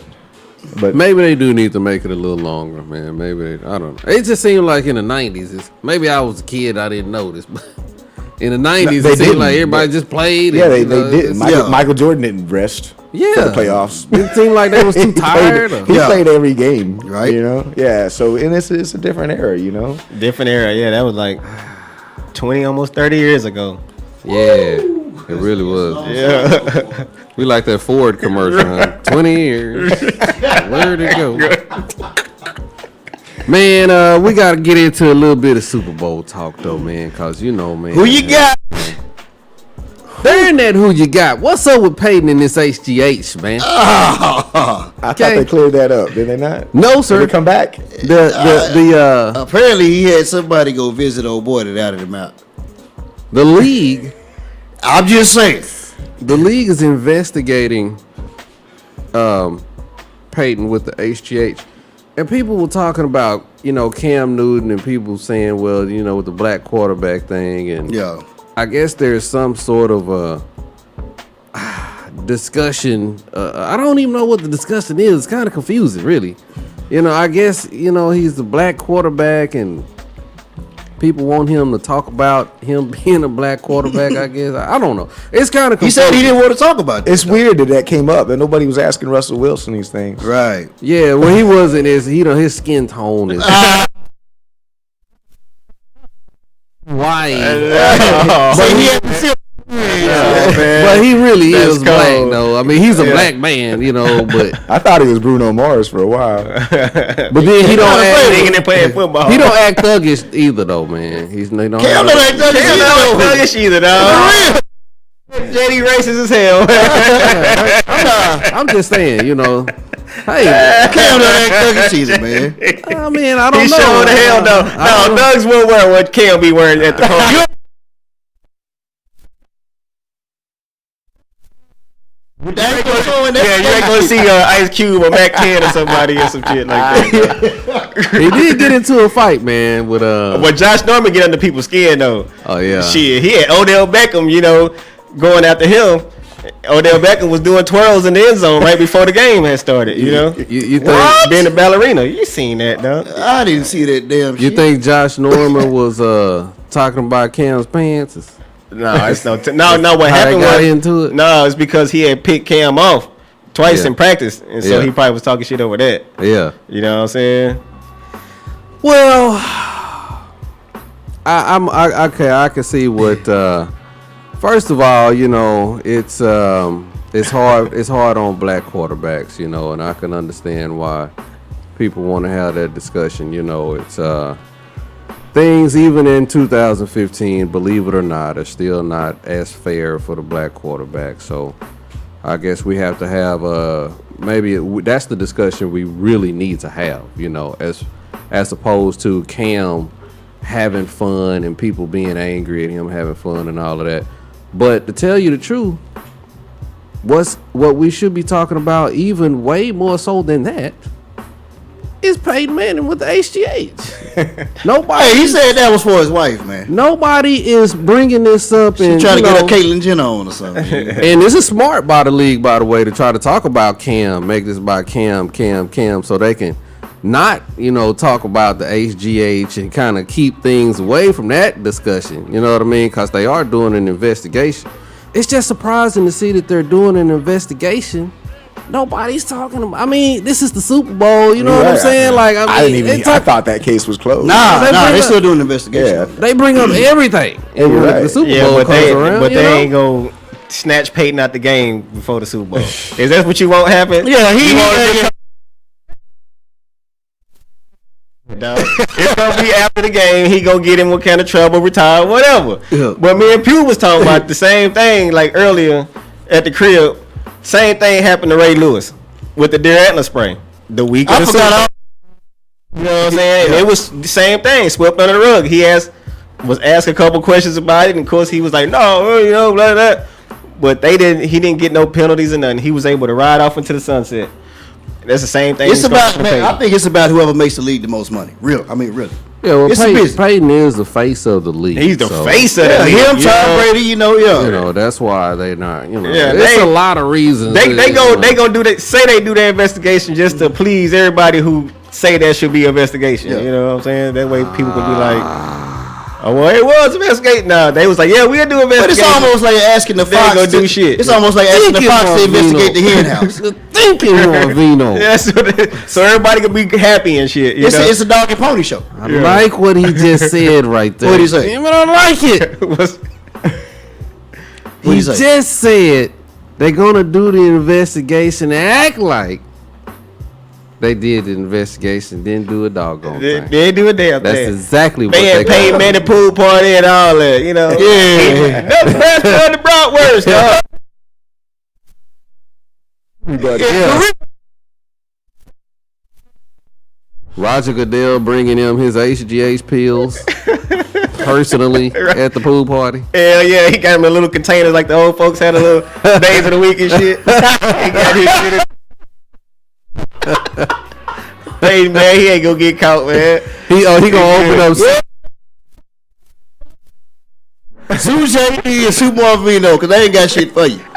Peyton gonna be opening up the little S container tomorrow. Get that old pill out right. Taking pills is good. Exactly. HGH makes me play well. Exactly. That's good. Wow, man. That's. Peyton, don't sue me because you're not gonna get shit. You practicing if you sue me. Yeah, well, JD wants you snatched up out of here, and we got less than 24 hours for the game is for real. But hey, okay. So just to dip back on the black quarterback issue for a second, right? It's just the issue because the game hadn't been played yet, man. Once it's money, game, man. Whoever makes the league the most money played all them issues. That's gonna be out the window. 2 weeks or 3 weeks or whatever before the Super Bowl, right? Let's say a report had came out that Cam Newton had took some HGH from somebody. It'd be big. And all of a sudden, the league is doing an investigation. Yeah. What is the story going to be? Yeah, but you can't compare Cam to Peyton. Peyton is a legend, dog. Cam's still trying to become that. You know what I'm saying? He's still new on the scene. People just now finding out about Cam. Peyton is, like you said, the face of the league. That's completely different. I don't know. His head has gotten pretty big, man. You see that big motherfucker? It's like a half-cut bowling ball. That motherfucker is humongous. Look at this humongous, boy. God damn. Yo, man. Hey, you can't tell me Peyton Manning's head ain't big, man. His head is. Trying to talk about nothing man head. I'm just saying, man. You know, I wear a 7 and 1/4. He probably got about 9. He got about 9 3/4. He might be in the double digits on your ass. You know them old school floppy hats black folks used to wear in the 70s. Yeah, he's feeling them hoes. Huh? It fit like a cap, you know. Nah, man. Oh, his head. I just hope it's a good game, though. Honestly, man, I want a good game, no doubt. Oh yeah, the game. I don't want no blowout, man. So who you got? What score? What score gonna be? Man, you know what, man? Let's go Panthers. Because I think the first quarter is going to be real slow. You know what I'm saying? Let's go Panthers 30. Oh, go ahead. No. Go ahead. Let's go Panthers 30, and let's go Broncos. I'm gonna say Broncos 10, man. What did I say? 30-10? Yeah. That's too much, man. Let's make it 21. Let's make it. I'm gonna go with 21-10. 21-10 Panthers. I think it's gonna be a very low scoring. I wonder what the over-under is. I think the over-under is what, about, I want to say 53. I don't think the Panthers are gonna jump out on these guys like they've done really the whole season. Broncos defense is really something to be respected. I think, man, they got everything: cornerbacks, pass rushers. So I think the main key to this game is they're going to end up getting run down. If the game goes the way I think it's going to go, the Broncos is going to kind of keep it close in the first half, but they're going to start getting ran down in the second half because their defense is going to have to continue to be on the football field. See what I'm saying?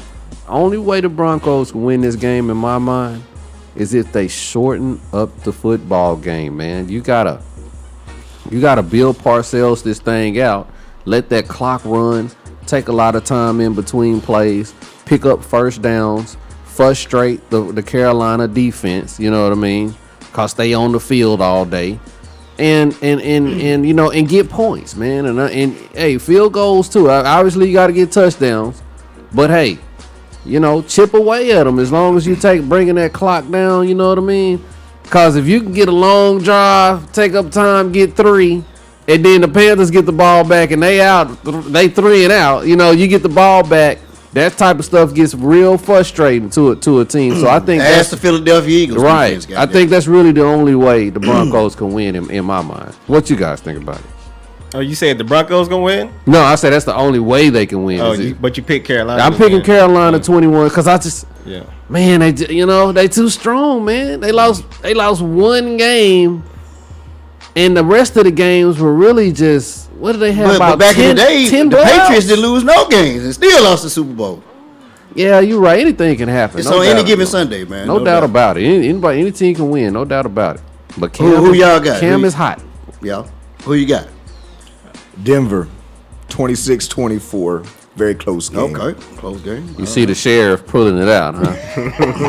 The old sheriff. 23-24, and Peyton comes down, drives. Is it gonna be a game-winning drive? I don't know, man. I can't. That would fit the storyline. On his way out, I can see them doing that shit because you know the game's pretty much always set. And they got a great kicker, so. I don't know about all that.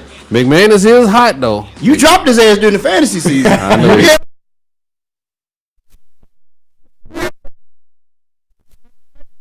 Who's gonna say something? I told you. Hey, McMahon.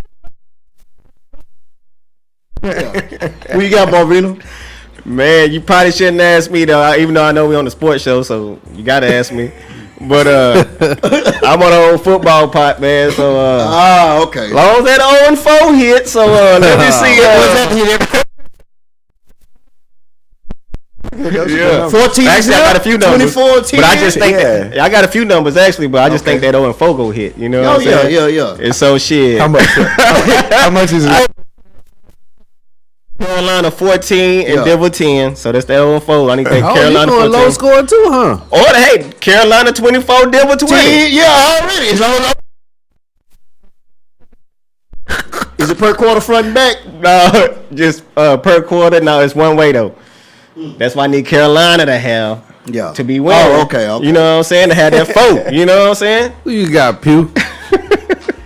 Get out the you get out the gambling suave over here, man. For real. We telling on ourselves, man. We done already got the pot smoking and the gambling.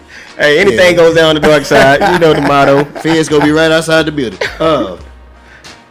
I wouldn't mind seeing Peyton getting one before he leave, but I want Cam to get one. Just because he's taking all the ridicule, man, and I got the road. I'm not gonna lie. I want the road with the brother, man. I got to do it. This is right there, man. What the hell? That's cool. Man, there's plenty of brothers on the Denver side. With him, why? This Von Miller. Von Miller. Nah, his goofy ass ain't getting none of my motherfucking support. Oh, come on, man. That's my boy, man. With the big glasses. He got to wear glasses. He can't help it. No, he can get some goggles on. Oh, dog. You see how big his shit is? He mad at the man because he got to wear glasses. No, I'm mad at him because he goofy to the man. He fucked that. No, I just like Cam because guess what? At the beginning of the year, everybody was like, Cam has regrets. He's not going to do this. He's not going to do that. He doesn't have his number one receiver. Guess what? After all that, he still took his team to 15-1. So I got to ride with him. I told you, I wouldn't mind seeing Peyton getting his on the way out, which I wouldn't. I think he deserves it because his brother damn sure don't need 2 and Peyton need 1. Yeah. Because Eli fuck up anyway. But talk about goofy ass. Yeah.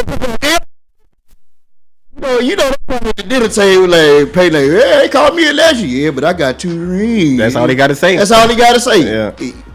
He might leave one on the table for her. You want that? Because you ain't going to get none. You know, that type shit. Yeah, you can wear it if you want to. Wow. And you know how they probably chastise each other, man. I wouldn't mind Peyton getting one, but I wouldn't mind Cam getting one either. That means he would have won the championship at every level of the game. I'm with you, though. I just want a good game. Thank you. Yeah. You know? Yeah. It's something to entertain me, you know? Yeah, it'll be a good game. I think them Panthers going to pull it on out, though, man. They did have an impressive season. I mean, Man, you ain't lying, boy. Amazing. Because I thought Arizona was a good team. They made Arizona look like a Pop Warner team. I was like, God What the damn. hell is going to happen to, what's that quarterback name in Arizona? Carson Palmer? What's going to happen to this guy? He's still going to play. Carson Palmer's always been a good quarterback. Because this is like the third time in the playoffs, man. He's petered out. And he's No, hold on. But you playing If you real, look at the real Green bad. Bay game, Right. There was like Yeah. 4 interceptions that they just dropped. man. Exactly. They shouldn't have got through that game. Right. And then he turned around the next week and did the same damn Exactly. thing. But they Right. caught the ball that time. Right. But quarterback, he's just been hurt. in the regular season. just been hurt. Kind of like Dalton, right? Yeah. You're right. He's off the book. And Romo. Off the charts in the regular season. And Romo. Yeah, Romo's Yeah, in that Romo same too. category right now, isn't he? Yeah, he Exactly. is, man. But Wow. Arizona was a good team, but they just ran into a buzzsaw. Carolina, I mean, you can't put it on Carson If I Palmer was- because Carolina has made every quarterback look like that. If I was them, man, might trade Carson Palmer, man. Man, you for who? Number 1 pick. Man, you sick as hell. You ain't gonna get no number 1 pick for Carson Palmer. You don't think so? Nah. He's too old. What about a team Right. that's like they think they're a quarterback away though? You can always find a team They would like probably- Matter of fact, I'm gonna have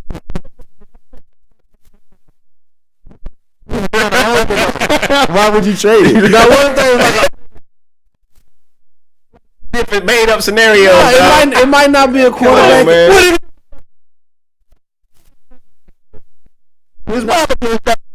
It might not be a quarterback in the in the draft. So they may have an older team. May think that they only got the windows closing.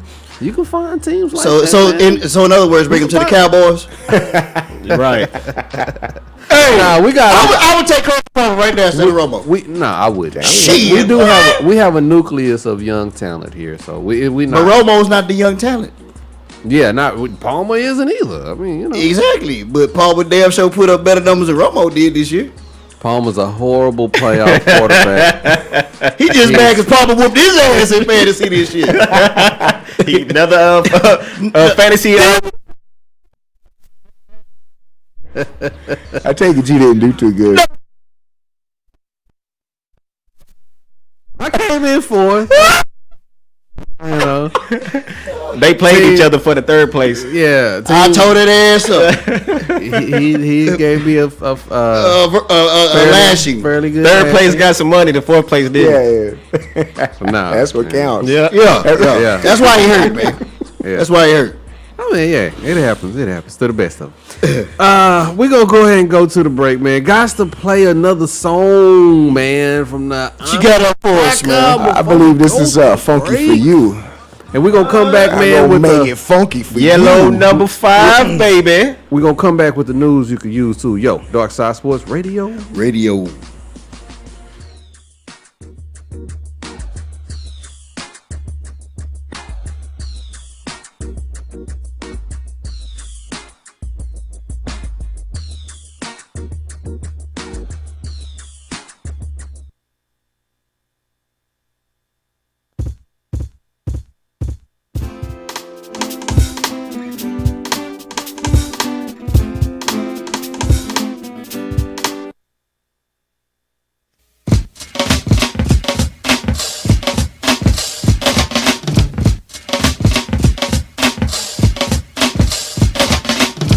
went like a Miller draft. I got the cool soundtrack, then they call me Shaft. And that ain't the half, so step out of my path, cause I'm the one you really don't wanna feel my wrath. I'm funky like a trout, man. Call me Roger, and cause my ex-girlfriend, I got a Dodger, and Juker, and Loser. I got the dope stuff you can't get with. You can't tackle me or lose me, shackle me or bruise me, or teach me. Use the faculty can't reach me, impeach me like Clinton, cause I'm elected to give you what you need once my CD selected. Injected like venom once my rhyme gets in them, with beats that are tighter than my girlfriend's denim. I send them something new and make it funky for you, cause I makes it funky for you. I'm funky for you. I wanna funk to the night. Funky,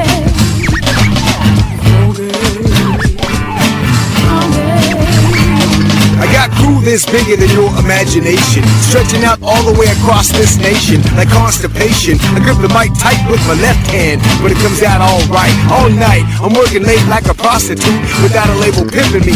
I make la salute. I got some root for the opposition. My disposition is not to diss their position. They're wishing that they really didn't have to battle me. I got grammatical skills, English you just can't handle me. I vandal thee like a vandalist. You can't handle this, I dismantle this. I'm like the panelist sitting on the panel. You can't hold a candle to this. I come quick when you went channel this. Like ESPN, number highlights. Step into the AM, I rocks it all night. funky. I'm funky for you. I wanna funk to the night through. Funky, funky, funky. I'm funky for you. I wanna funk to the night through. Funky,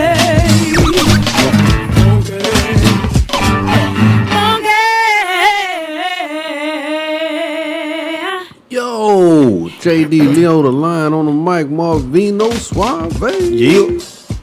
Yo, got P. Wappers on the wheels of steel. Yes, sir. Funky! Funky for you. Wow. Who is that woman once again? That's Michelle Sanguinetti. Man, Michelle. Yeah, she is well. She sound good, man. She sound Shell good. my bell. She was killing it. She was killing it right there. What you say? Michelle, my bell. She was killing it though, man. Yo, man, that's nice, man. That's organic. That's organic right there, man. That's what y'all about. Yeah, man. So again, the tape is out. I'm Your Cracker Organic Hip Hop Volume 1. Yellow number 5 is the band. Product is on Amazon.com. It's at record stores, Mad World Records, Forever Young Records, Bill's Records, and tapes. Working on some with Half Price Books and Records, so it should be in their flagship store soon. Okay. No doubt, man. No doubt. Well, man. Yellow number 5 sounds like an ingredient to some shit that you would make for destruction. You know what I'm saying? Like the yellow cake. Yellow number 5. I just saying. Y'all don't know nothing about that Dave Chappelle. So you saying it's like an... You know the mic tight with my left hand, but it comes out all right. All night, I'm working late like a prostitute without a label. Probably seen it. Probably Yeah, I might have missed that. Yeah, I know it's not really. Yeah, well that joke bomb like anyway. Anyway. Hit the wah. Yeah. But anyway. Yo, man, we on till 9, brother, man. You know, you welcome to most definitely do whatever you gotta do. If you don't got nothing to do, we most definitely want you to stay with us till 9. But hey, if not, man, do what you gotta do. But we gotta get into this news. Yeah, we can go to the break first, and then we just went to it. You coming off the break, bro? Yeah, for real. Where was you? We gonna do another song for him, no doubt. Right, give him the whole album, huh? No.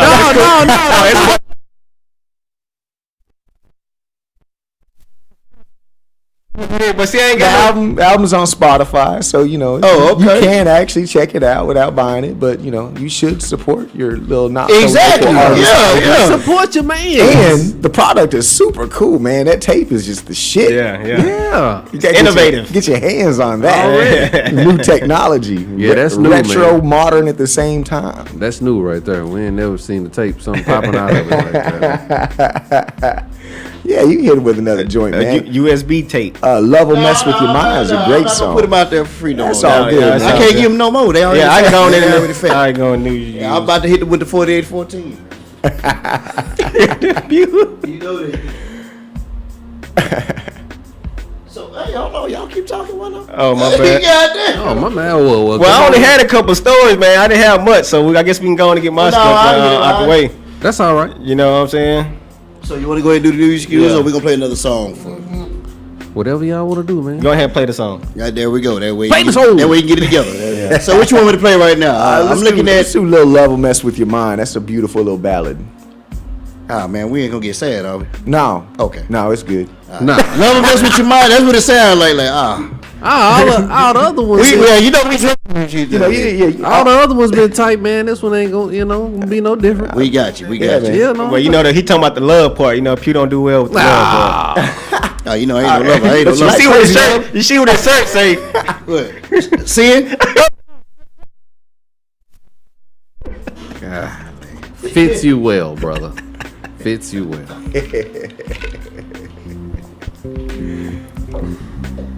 Yeah, we gotta get it together. Can we please hear the song? The Dark Side Sports Radio Show. No, but for real, thanks for having me. Oh yeah, I appreciate you guys. Yeah, y'all been down for the beginning, and I appreciate this. No, thank you for sticking with us, bro. Yeah. Right on. We'll do it again soon.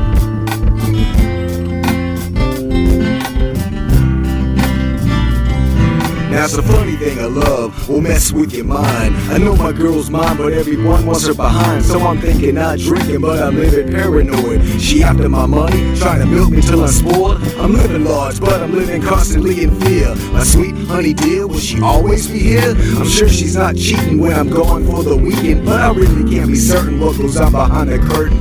I don't know, so I give her absolute trust. But it's a bust if she's just living in lust. I don't know about her past or the secrets she be keeping. Am I just another fling, a freebie type of freaking? Am I the only brother, or could there be another? And then she tells me that I'm the best lover, second to none. But who's in second place, I wonder. If I find out there's another, he'll be 6 feet under. But what if it's a friend? You know they can't be trusted. Backstab me with the quickness, kicking this and I'm dusted. So I roll solo, but it don't change a thing. Just because they're not around doesn't mean stop the game. But she's faithful, and I'm stupid and blind. I said she loves me, but love will mess with your mind. I said she's faithful, and I'm stupid and blind. I said she loves me, but love will mess with your mind.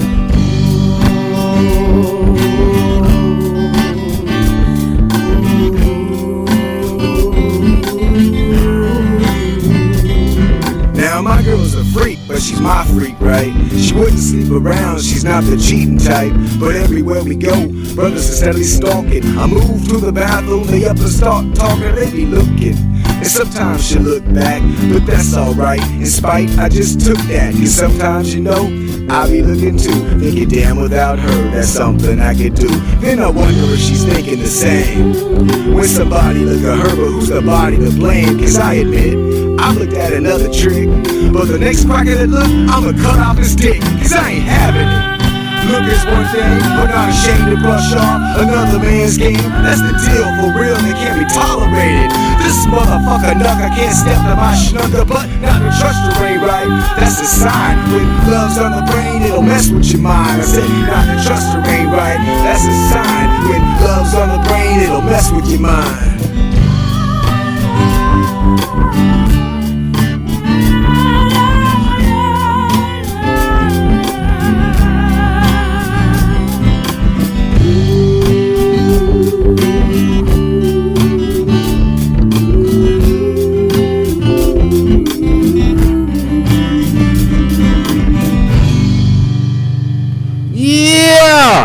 Our boy right there, man. Heath Fisher, I'm your cracker. Yellow number 5. Yellow number 5. Once again, we thank you, man, for coming on, gracing us, man, with your presence.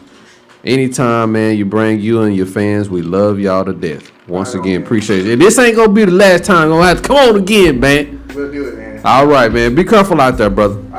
All right. Go Denver. Go. Here we go. Go Broncos, he said. Behold a pale horse. But anyways. Let's get it. Let's we get gotta it, get on with the show with our boy Marvino with the Giving you the news you can use. You Can You Well, it's gonna be short tonight. All right, well, what you got for us, man? We'll take whatever you got for us, brother, man. Our boy Maurice White. Maurice White, who is that, man? What's his middle name? Ain't Maurice White. Maurice White, man. No, I like to start it off with the devs. I like to pay homage, man. Pour our little liquor. Oh, man, for he our dead? fallen soldier.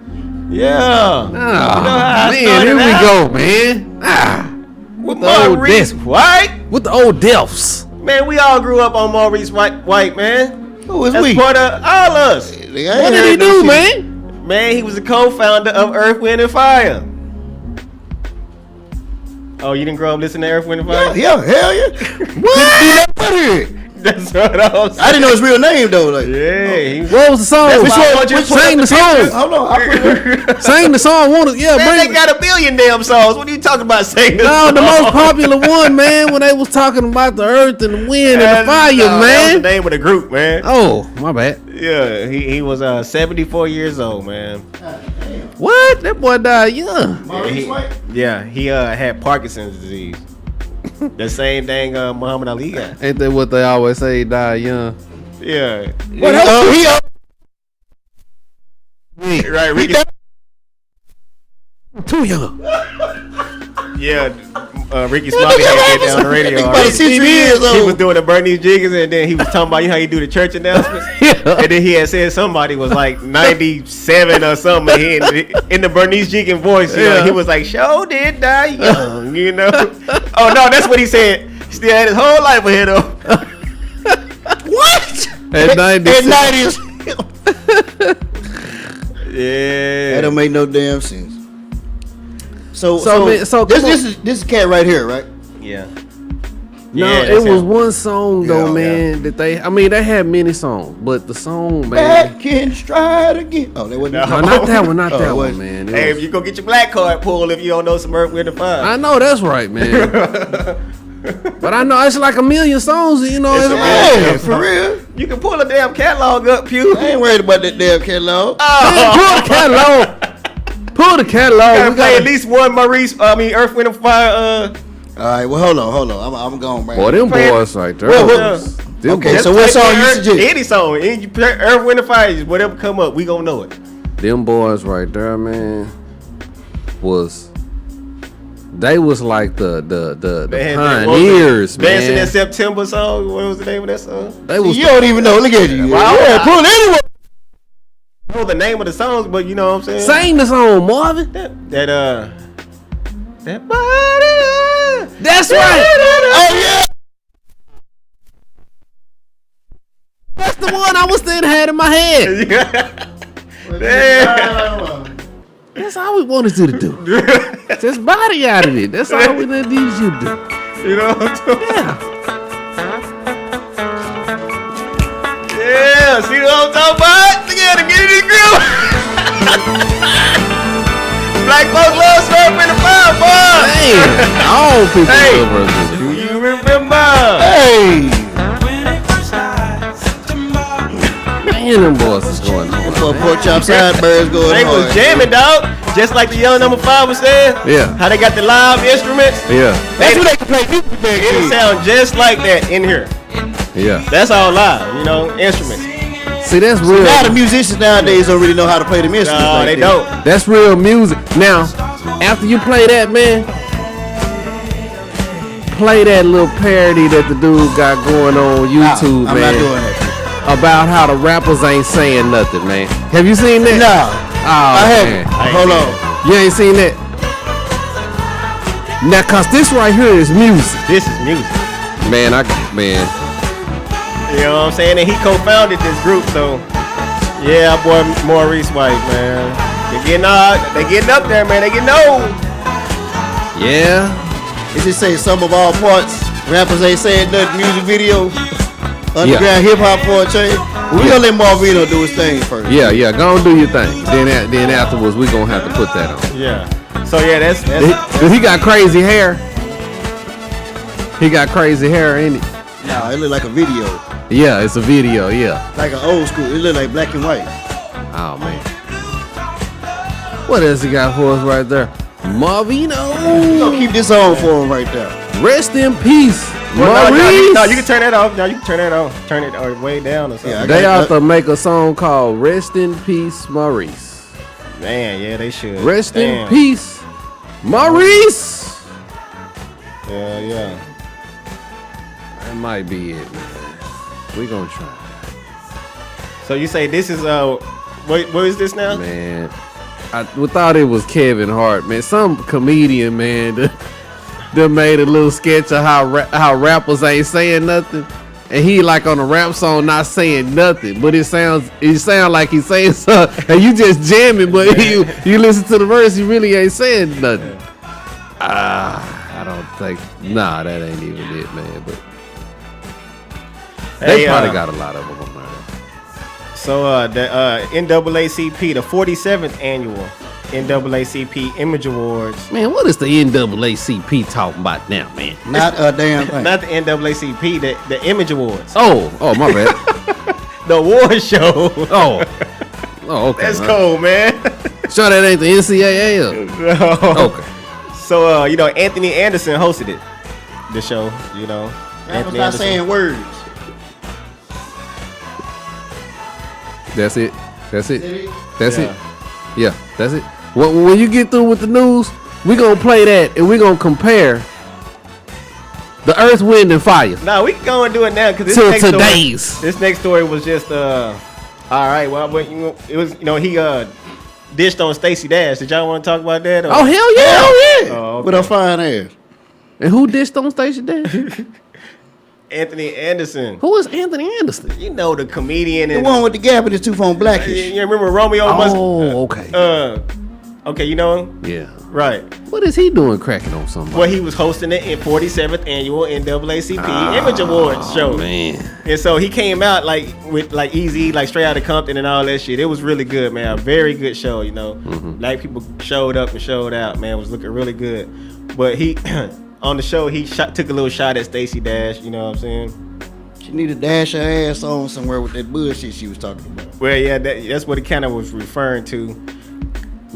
He called her and said she's like a Ann Coulter dipped in butterscotch.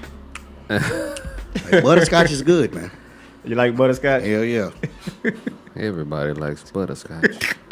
Look at Stacey Dash fine in the Stacey Dash by 50 something. She fine in the motherfucker. She definitely get that scotch butter.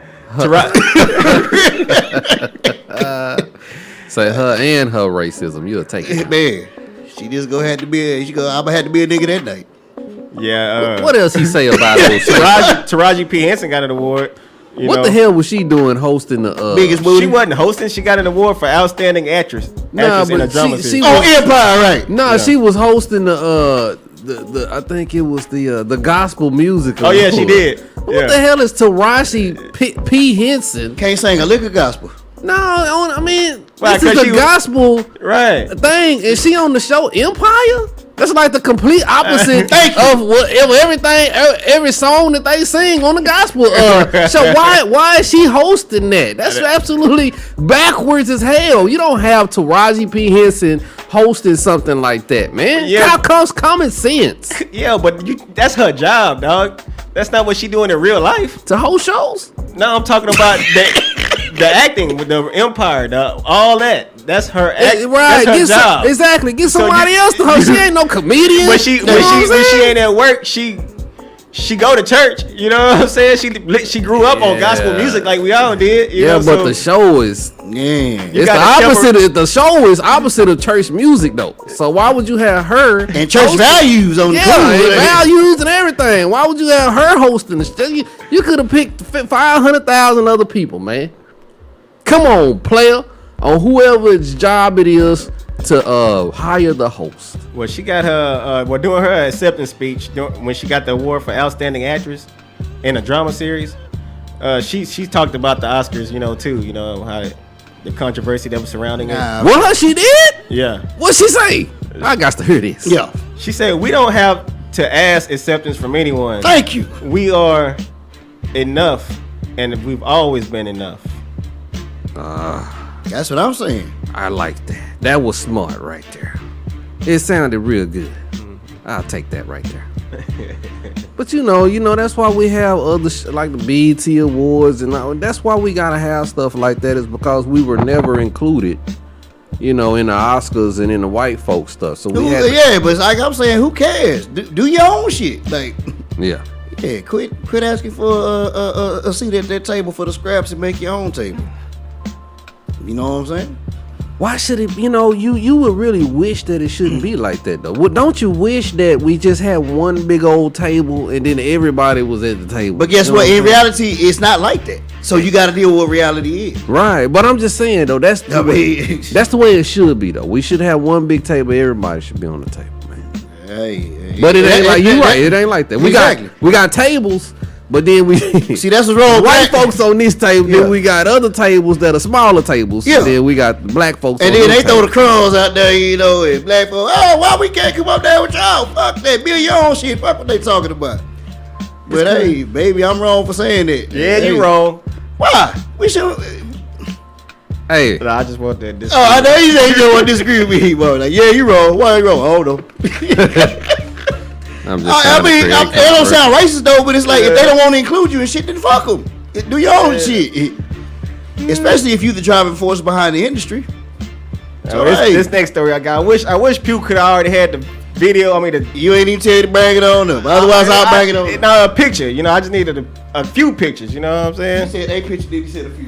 I need a picture. A few pictures. Well, now I need a picture. Just a couple. This last story I got. Oh, you don't even know what you looking up yet. It's 14 of them. You know what I'm saying? Hey, look at that. I want to tell y'all. Yeah, I see that. Yeah, no, right there. Use a cracker. But anyways, I remember last week I had got the story wrong about the 900 and something million.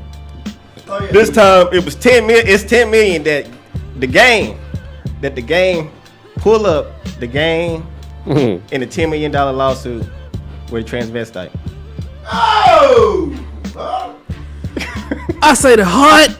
Show JD the picture. Oh, the heart. The heart. He didn't go to Eddie Murphy route, did he? Please, Lord, don't tell me he. Please, Lord, don't tell me he went the Eddie Murphy route. They ain't got no picture. Oh. What do you mean, $10 million? Hold on. Yeah. They got a picture of a fool. Oh, it's out there because they. Hold on. What is $10 million and what? No, he didn't know. What? He didn't mess with her or nothing like that. Oh, thank the Lord. Oh, I thought it was but he went off and he talking real bad about the community and stuff. You know what I'm saying? About the transvestite community. Yeah, and so he's getting I think he's getting sued and all kind of stuff. For what? I can't remember why. I should have had my stuff together. Sorry about that, listeners. Man, so he's talking bad about a dude trying to turn himself into a woman. Okay, now I will give it to the people. You don't want to talk about folks. Don't talk down about to folks like that. But on the other hand, he's right if he's talking about you don't need to be trying to change your sex. Yeah, I'm with that. I think that is absolutely ridiculous. The transvestites, if you're a man trying to change yourself into a woman. If you're a woman trying to change yourself into a man, get a hold to yourself, please. Yeah, so it's all good. So I'll keep y'all posted to that story to see how the game makes out. You can't even say nothing no more? You can't even say what's right? He said he ain't gonna pay. More power to you, he ain't gonna pay the money, so. More power to you. Oh, he gonna pay. Well, we gonna see. Yeah, that community strong. He gonna pay. If he don't pay, then he's gonna have to go to the gay camps, to the gay boot camp.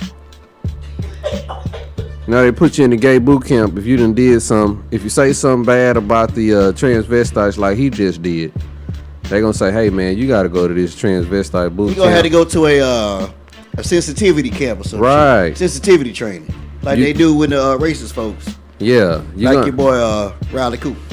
Exactly. Yeah. You're gonna have to learn how to deal with the transvestites. You know what I'm saying? So, So we should play that song that you was talking about. We'll go into the break with that. You say the comedians. The parody, they not saying nothing. The comedians not doing what? That nigga Jay Man, got the you worst said memory that in the the rappers not saying that. The rappers not saying that. The rappers. Yeah, the rappers not saying nothing about what? Talk about the. You said the parody, man. We was talking about the good music and the bad music. Oh yeah. I had forgot about that, folks. My bad. Hey, now we just heard the Earth, Wind, and Fire. Let's do a comparison of today's music. Is it a video? Turn up. If that's what the youngsters say nowadays. Turn up. Dark Side Sports Radio. Dark Side Sports Radio. Same words anymore. Oh, that's funny. Oh, damn.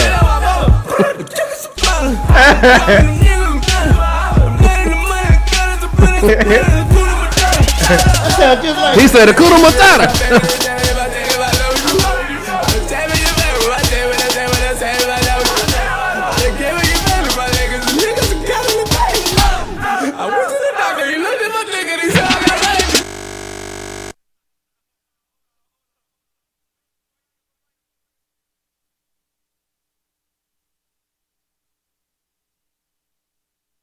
Man, rap today fucking sucks bad. I don't give a fuck what anybody says. These fools ain't spitting no type of dope shit. But that's not even the bad I'm gonna part. play. Marvino gonna pull that up tonight when he gets it. Now we're gonna play that at the end of the show. Keep that, man. Keep that. We're gonna play that at the end of the show. We're gonna take a break and we're gonna come back with some more sports talk and then to come on player and we're gonna come on get on up out of here. Hakuna Matata. You said Hakuna Matata. We love y'all to death, man. Dark Side Sports Radio.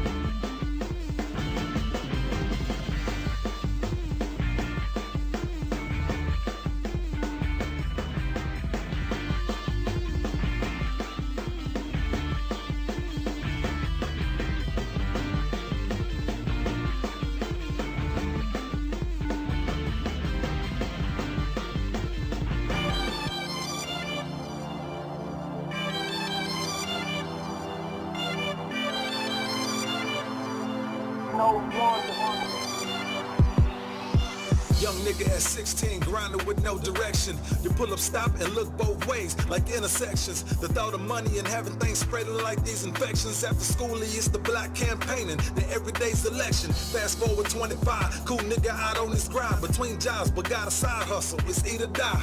With pocket change, he cops supplies. And church seen the most plots and lies. Religious views conservative, fall and have faith, we're called by God. Out for the finer things, the benefit us, no SSI. The rap move, bar court and street corners, suppress the ones with no pride. Kept his composure, never folded, needed closure. Grandfather told him stand up straight, now he salutes him, he's a soldier. Perfecting life through them scripts, his heart was once broken, he fixed it. Justify pain by them digits, breaking up hate in his mind. He ain't been home, ain't laid down, ain't a wasted time. Refused to sign his life away through Satan's eyes of the dotted line. You gotta grind, huh? I've been grinding so hard, yeah. I ain't been getting no sleep. Every day's another die, yeah. 48-14. 48-14. We grinding. 48-14. We serving. 48-14. 24/7, man. 48-14. Fuck that bow, we weekly check. It's money made every day. That nigga cycle ain't break. Hunger's not just a state of mind. It's obvious it's a continent. You'll acknowledge him when it's profit. It's profits and profits are on your pockets and crack. Rocking and chopping, she pussy popping for Washington. You spend money on evil for child support. Do the opposite. This the cuffs. We fighting with broke. Though we slept boxing and fathers never taught us rope a dope. So now they watching us, locking us tight in the thick of folk. For 6 figures, broke niggas smirk. I wanna smell like rich niggas. Pearly whites off that pearly white for the 7 dwarf figures. The key to success is mastered. Open them doors, nigga. I know it get cold, nigga. No knowledge be rolled, nigga. Instead of talking about a plan, make it unfold, nigga. But it takes patience with a sense of urgency. I'd rather sleep when I die since the world hasn't heard of me as of yet. That's why I've been grinding so hard. Yeah. I ain't been getting no sleep. Every day's another die. Yeah. 48-14. 48-14. We grinding. 48-14. We serve. 48-14. 24/7 now. 48-14. Starving until they bone show. Clashing between imagined gimmicks. Niggas act like they so on. Produce base shit is homegrown. Respect minds from the image. In a real game, while niggas is trying to play minds like a scrimmage. First to see the line, I'm gonna finish. Try to bite mine, I ain't Linux, rip off your whole face. Misplaced remains about mine, so I get ignorant. Express grind yours, I grimace. Them chalk lines, you be in it. Come off that block with the rock head for the goal lines like a mimic. The best I won't decline, I've been this. I do this here for more than the fashion. Nigga couldn't imagine. Fuck a label cause they only pay fractions. As long as I'm alive and I'm average, full blast for this cash. Can give a damn about your life, leave you tragic. Turn a single to a double, that's magic. I ain't playing, I'm mashing, nigga. I've been grinding so hard, yeah. I ain't been getting no sleep. Every day's another die, yeah. 48-14. 48-14. Yo, this is your boy, JD, Leo the Lion on the mic with Marvino Suave. Still here. Man, we got Pewiopolis on the wheels of steels. I'm going to just go ahead and talk a little bit of sports for about 7 or so minutes, and then we're going to get to come on player, and we're going to come on and get out of here. Say, Pew, man, while we doing the show, man, is there any way you could pull up this commercial of DeAndre Jordan, man? And it's a video called "We're the Hoopers," and they got the family. I know what you're talking about. With DeAndre Jordan in the jersey. Try to find that, please, and if you can, pull it about 2 minutes or so commercial. Please pull that up. We're gonna talk about that in the Come On Player. These guys are kind of getting out of hand. No, we can't get out the show without talking about Johnny Manziel, man. Cause the dude ended up beating the hell out of his girlfriend, they said. I mean, they said that he just beat her once and then beat her twice. Yeah, she put a restraining order. 3 times. Put a restraining order on him for 2 years. He can't come in contact with her for the next 2 years. So why the hell is he not getting suspended like Greg Hardy was? Well, it ain't too late. He still might get suspended. You know, the league dealing with all this Super Bowl stuff right now. They gonna have plenty of time to get to his ass. Trust me. They got different people to delegate shit to. I mean, everybody at the Super Bowl, man. Man, they still got people that ain't at the Super Bowl that can investigate. Just because you're at the Super Bowl don't mean like, hey, Johnny, I can suspend you. No, they you know can do that by email. Yeah, you but can talk to the nigga on the phone like, say, man. But they know it. But it's gonna be Roger Goodell's decision. You know what I'm saying? And he had the Super Bowl. Roger Goodell paid him ball, man. The owners pay his salary. He make what, $22 million a year? So they are not finna let Johnny Manziel mess up anything with this week. Watch. Roger. No, not this week. Not this week. Yeah, not this week. Yeah, tomorrow. So they'll get to him.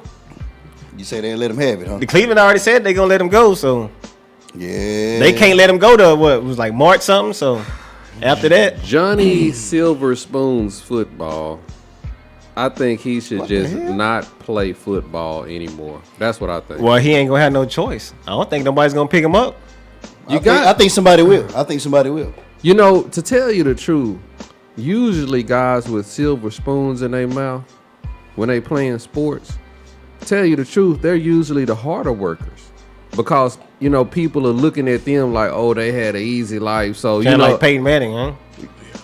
Yeah, you know what I'm saying? So they look at them like, okay, you've been giving everything, and that actually makes them work harder. You know what I'm saying? Because they don't. But usually it's either a one way or the other. It's never in between. Either Yeah, they gonna exactly. work hard or they're not gonna do shit. Man. Yeah.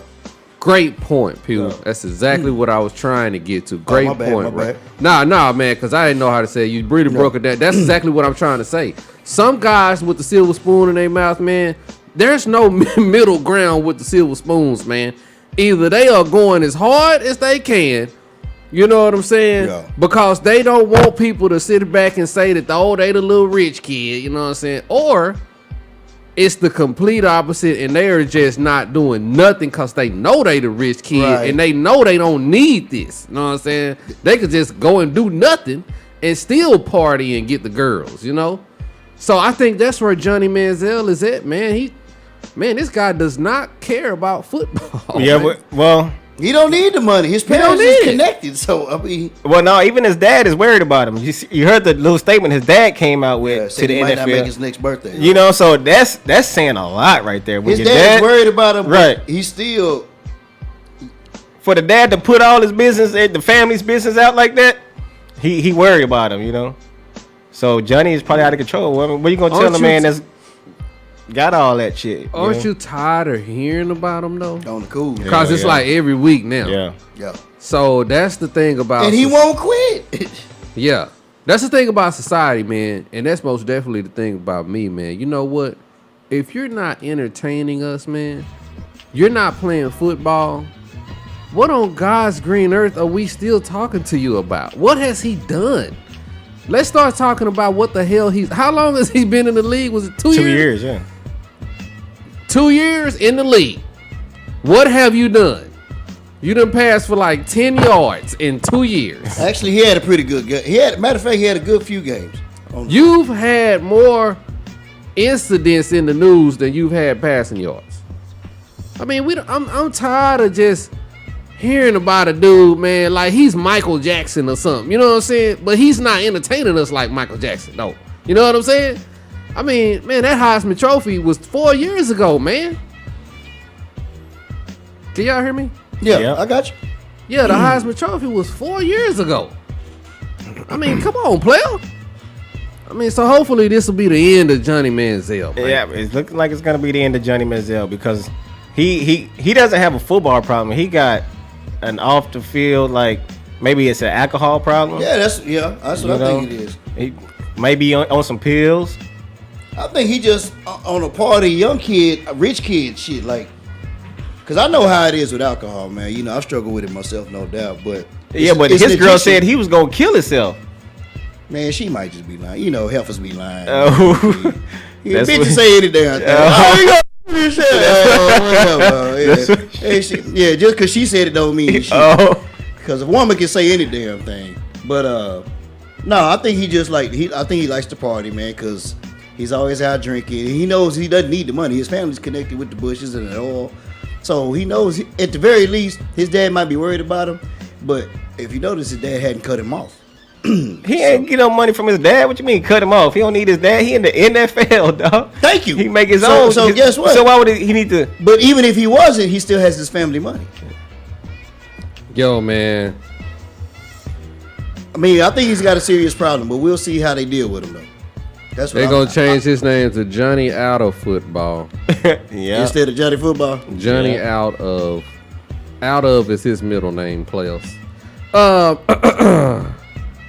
Try to bring up Joseph Randle arrested video.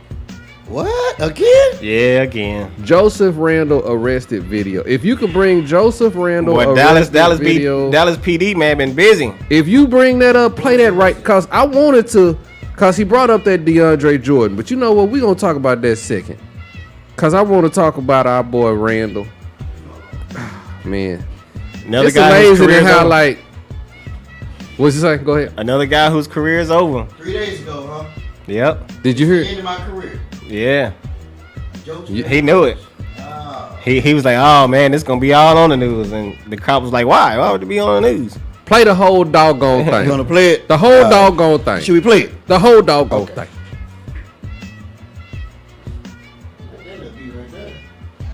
For real, that boy on that guitar is whatever that clowning. For real, clowning on that guitar. Yeah, he don't care what nobody's saying. You live here? Well, I'm trying to see if they'll let me in so I can sleep until I go home in the morning. That's why I'm here, because they're calling. Okay. Yeah. So how do you know? Well, he in a Grand Marquis? Well, the mother of my child that lives in there. Okay. Have you ever stayed here? Yeah, all the time. When's the last time you stayed over here? 3 or 4 days ago. Okay. They don't know why you're here. She know why I'm here. Okay. Because she kicked me out. So I'm just going to sleep in the car until I get enough sleep to drive home in the morning. Where do you live at? In Kansas. I'm going to have to drive all the way back. That's why I'm trying to get a few hours of sleep. Employment? What do you do? Well, I'm a free agent. You're a free agent? Yeah, in the NFL. Ah, okay. Who you play for? Or did you play for? The Cowboys. Ah, okay. And her daughter, I don't know, I guess she took my car back to the car lot without asking me. Okay. Drove it all the way back from Kansas. Hey, man, where are you coming from tonight? Wichita, Kansas. So you just came from Wichita? Yeah. Tonight? Yeah. Okay. And you're coming over here to get a couple hours of sleep so you can go back to Kansas? Yeah. Well, my car was taken from my house without my permission. Okay. So, where was your car taken? I don't know.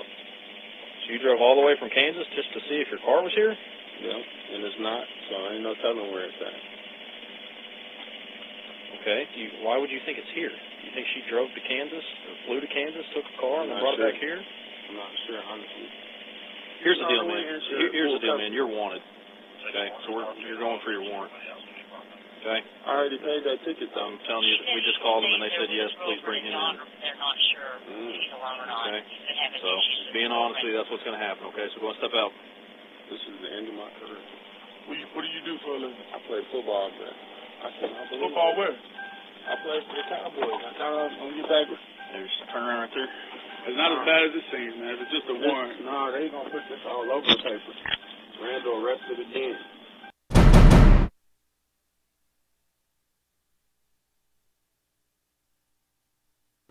I say now, the last thing you heard was the most truthful thing he's probably ever said in his life. When he said, man, this is the end of my career. Turn Marvin mic on, man. I can't hear. Yeah. Yeah, that was the deep right there. He was pretty much right. You know what makes me so angry? It's that these young guys, man, some way, somehow, miss the comprehension of exactly what they're in and what they have. You know what I'm saying? Yeah, that's jamming now. No. That's jamming. You don't work at Walmart. You know what I'm saying? Dog, You pay for the Dallas motherfucking me Cowboys. If you just listen to the whole conversation, he drove. I don't know where the hell he's at. Say he's in Dallas. Like he fucked yeah, up. he in Dallas. Yeah, he in Dallas. Yeah, they have in Dallas. That's Dallas PD. Yeah. But see, hey, you and I both that's know. What they say he drove Dallas, from Kansas to where that house Right. is. So you drove from Kansas to Dallas to look for a car that you didn't even know was there. Right. That's the exact story you told these people, man. But you know, and you and I both know that Dallas is not taking you in just on no warrant, on some bullshit. Oh, if you got a warrant, you go in. I done got pulled over in Dallas just for a warrant for tickets. Well, I know they'll let you go. Yeah, They'll let but you if go. you got a warrant for some big shit, they taking you. Like little tickets, so it had to be something big. They said you a wanted man. Yeah, you a wanted man. Yeah. On some tickets, they letting you go because it's Yeah. too full. I've been pulled over three times. It Three times. really is amazing to me, and how some guys just throw away $40 million. Man. This guy was worth at the least $40 million, man, throughout his whole career. Just act he right. could have made easily 60 or 70 million throughout his whole career. Just act if he right. would have played 8-9 years or whatever, got 2 or 3 contracts. He could have got a nice little contract, been a backup for about the last 3 or 4 years. I mean, what would make you drive thousands of miles to just basically mess with your baby mama. That's all you're doing. Thank you, pretty much. That's all you're doing. You know what I'm saying? Being an asshole. It's like, wow, man, you a grown man with a job. You acting like you just in high school, man. I done stole my mama car, and you know I'm gonna drive out of state and do some other shit. Wow, why I keep doing this? Yeah. He gonna learn now. Yeah, he gonna learn today. Oh, he gonna have to. So come on, player Joseph Randle, for throwing his whole football career away. He said, man, it's the end of my career, boy. God. Man, ain't that something? One of them agents probably told him. That's cryptic, creepy, and foretelling. Yeah. I know. You can foretell your own life. You sure can. Just like Joseph Randle just did. Man, let's go ahead and go to the video you pulled up earlier, man. This is a come on player right here. What is it? This is a DeAndre Jordan. We in the come on player now? Yeah, that was the first come on player is Joseph Randle. Stop throwing your career and your life away, playboy. Come on, player. On a 2,000-mile journey to find a phantom car. He said he just got there and then he leaving in the morning. Yeah, leaving in the morning. You done drove Kansas to Dallas. I see my car not here. You couldn't have called for that shit? No, I was just gonna get a little nap in before I went right back. That sound like some crackhead shit on Right. the Well, ain't like, sir, where's the crack? For real. What? Right after he said that, I was like, okay, where's the crack? No, we would have been outraged. Where's the bath salts? Where's the bath salts? No, I would have been. I'm outraged that he didn't ask the question. Please ask Joseph Randle where is the crack? Yeah. Oh, I just drove to Kansas. I'm asleep for a few hours and drive back. Man, come on, fool. That is the number one answer. Thank you. Question we need to be trying to ask goddamn Joseph Randle. Where is the crack? Man, where is the crack? Right. Is it in the little rim? Is it in the crack of the seat? Y'all still putting it in the rim? In the motor or something? Yeah. Before they close the bars on him. By the man, you gonna tell us where the crack is before we go? You sure you don't want to tell us what? All right, you want it. Come on, man. Hey, we go. Hey, the State Farm commercial. We gonna do it. Would have let you go if you would have let us tell us where the crack is. That's all they had to do was tell us. So what we got? DeAndre Jordan.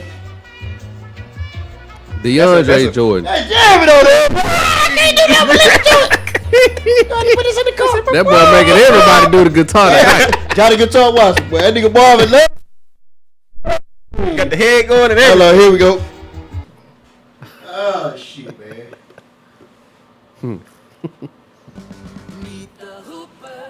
And he said, like, here it go. I can't see it. Man, let Marvino see this, man. Oh, look at DeAndre Jordan. He the dad. Oh.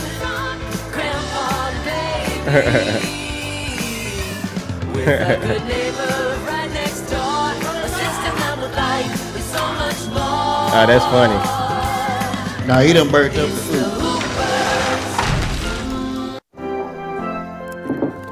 Kevin, so I see you're becoming a teenager. Been walking around acting all cavalier. I think it's about time we had that talk about the Hawks and the Hornets. No way. Dad, I'm not going to talk about that with you. All right. Well, our State Farm agent said he'd add you to our car insurance when you're ready to drive. But that is not going to happen unless we read this book, son. Once upon a time, a hawk and a hornet loved each other very much. We got robbed. We've been robbed. Hey, we got robbed. What? My rings are gone. You ain't got no rings. Sure don't. Don't worry, Mrs. Hooper. If you ever do get a ring, State Farm can cover your jewelry in case of a robbery. Mama's got no rings. Really, baby? I want a ring. Somebody need changes, baby. Ooh.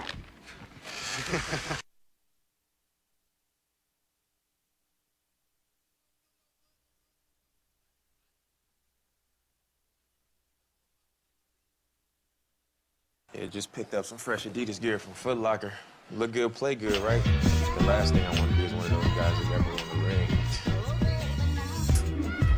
What the hell? What's that? That's what you had us looking at, no? I thought that was, I wonder where you found it. Right. I thought the commercial ended when he threw the ball behind it and then the house fell down. That's what I thought. That's what I saw on the commercial. Oh, no. I didn't know it was an extension. Yeah, like a little mini sitcom or of something. DeAndre Jordan in the Diana Ross Yeah. black dress. Yeah, with the jellies the on. glitters on it. Wailing in with the blonde wig. He had the. This is a horrible idea.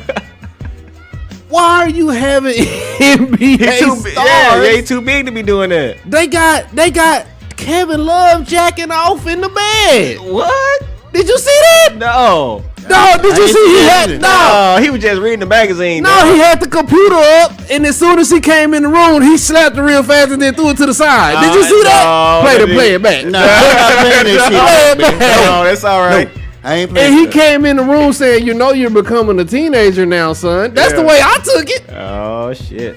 The dude right you there. jacked off in the bed with. Dude had a Microsoft computer on his lap. You paying too much attention to what the hell was going on. Dog, you got. I thought he was reading the magazine. That's what I thought he was doing. I thought he was doing that. JD done took us all the way up. What kind of magazine was he reading? I don't know. That's what I'm saying. Laptop. He had a laptop in it. He folded it up and then threw it to the side. Man, I'm not gonna play it for everybody. I'm just saying that's what I saw. That's what I saw. It probably was. And as soon as the dad came, as soon as the dad came in the room, he slapped the laptop and threw it to the side. And then the dad said, "Son, you're becoming a teenager now. There's something we got to talk about the birds and the bees." He said the hornets and the.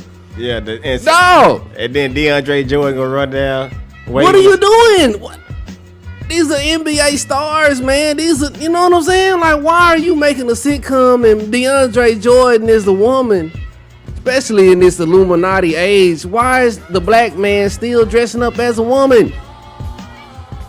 This should be Pew's subject right there. Why is the black man still dressing up as a woman, DeAndre? And then another thing, Chris Paul is the dad, right? So you remember the beef that Chris Paul and DeAndre Jordan had over the offseason. That's why one of the reasons why DeAndre was going to move teams and come to Dallas, because he was tired of Chris Paul like chastising him, right? And now on the commercial, he's playing a wife.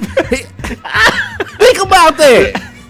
No, I'm glad we didn't get him on our team. No, that's crazy. Yeah. Now you was leaving the team because y'all got beef. Now you playing a commercial where you a woman? You his wife? You his bitch? It was a laptop. Yeah, and look at what he do as soon as he come in the room. Watch. As soon as he come in the room, watch.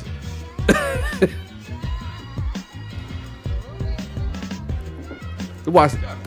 He wasn't jacking off. Damn sure wouldn't. But he was on. But he was looking at some porno. He was looking at something that he didn't want his dad to see. Exactly. He looking at some porno. Oh, okay. You know what I'm saying? Yeah.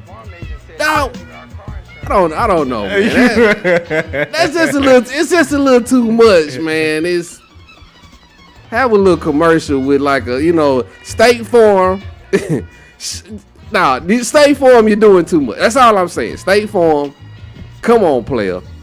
We don't need all of that. You know what I'm saying? Let's Chris Paul with his twin. That was good. I like that. You know what I'm saying? But Chris Paul actually having Texas.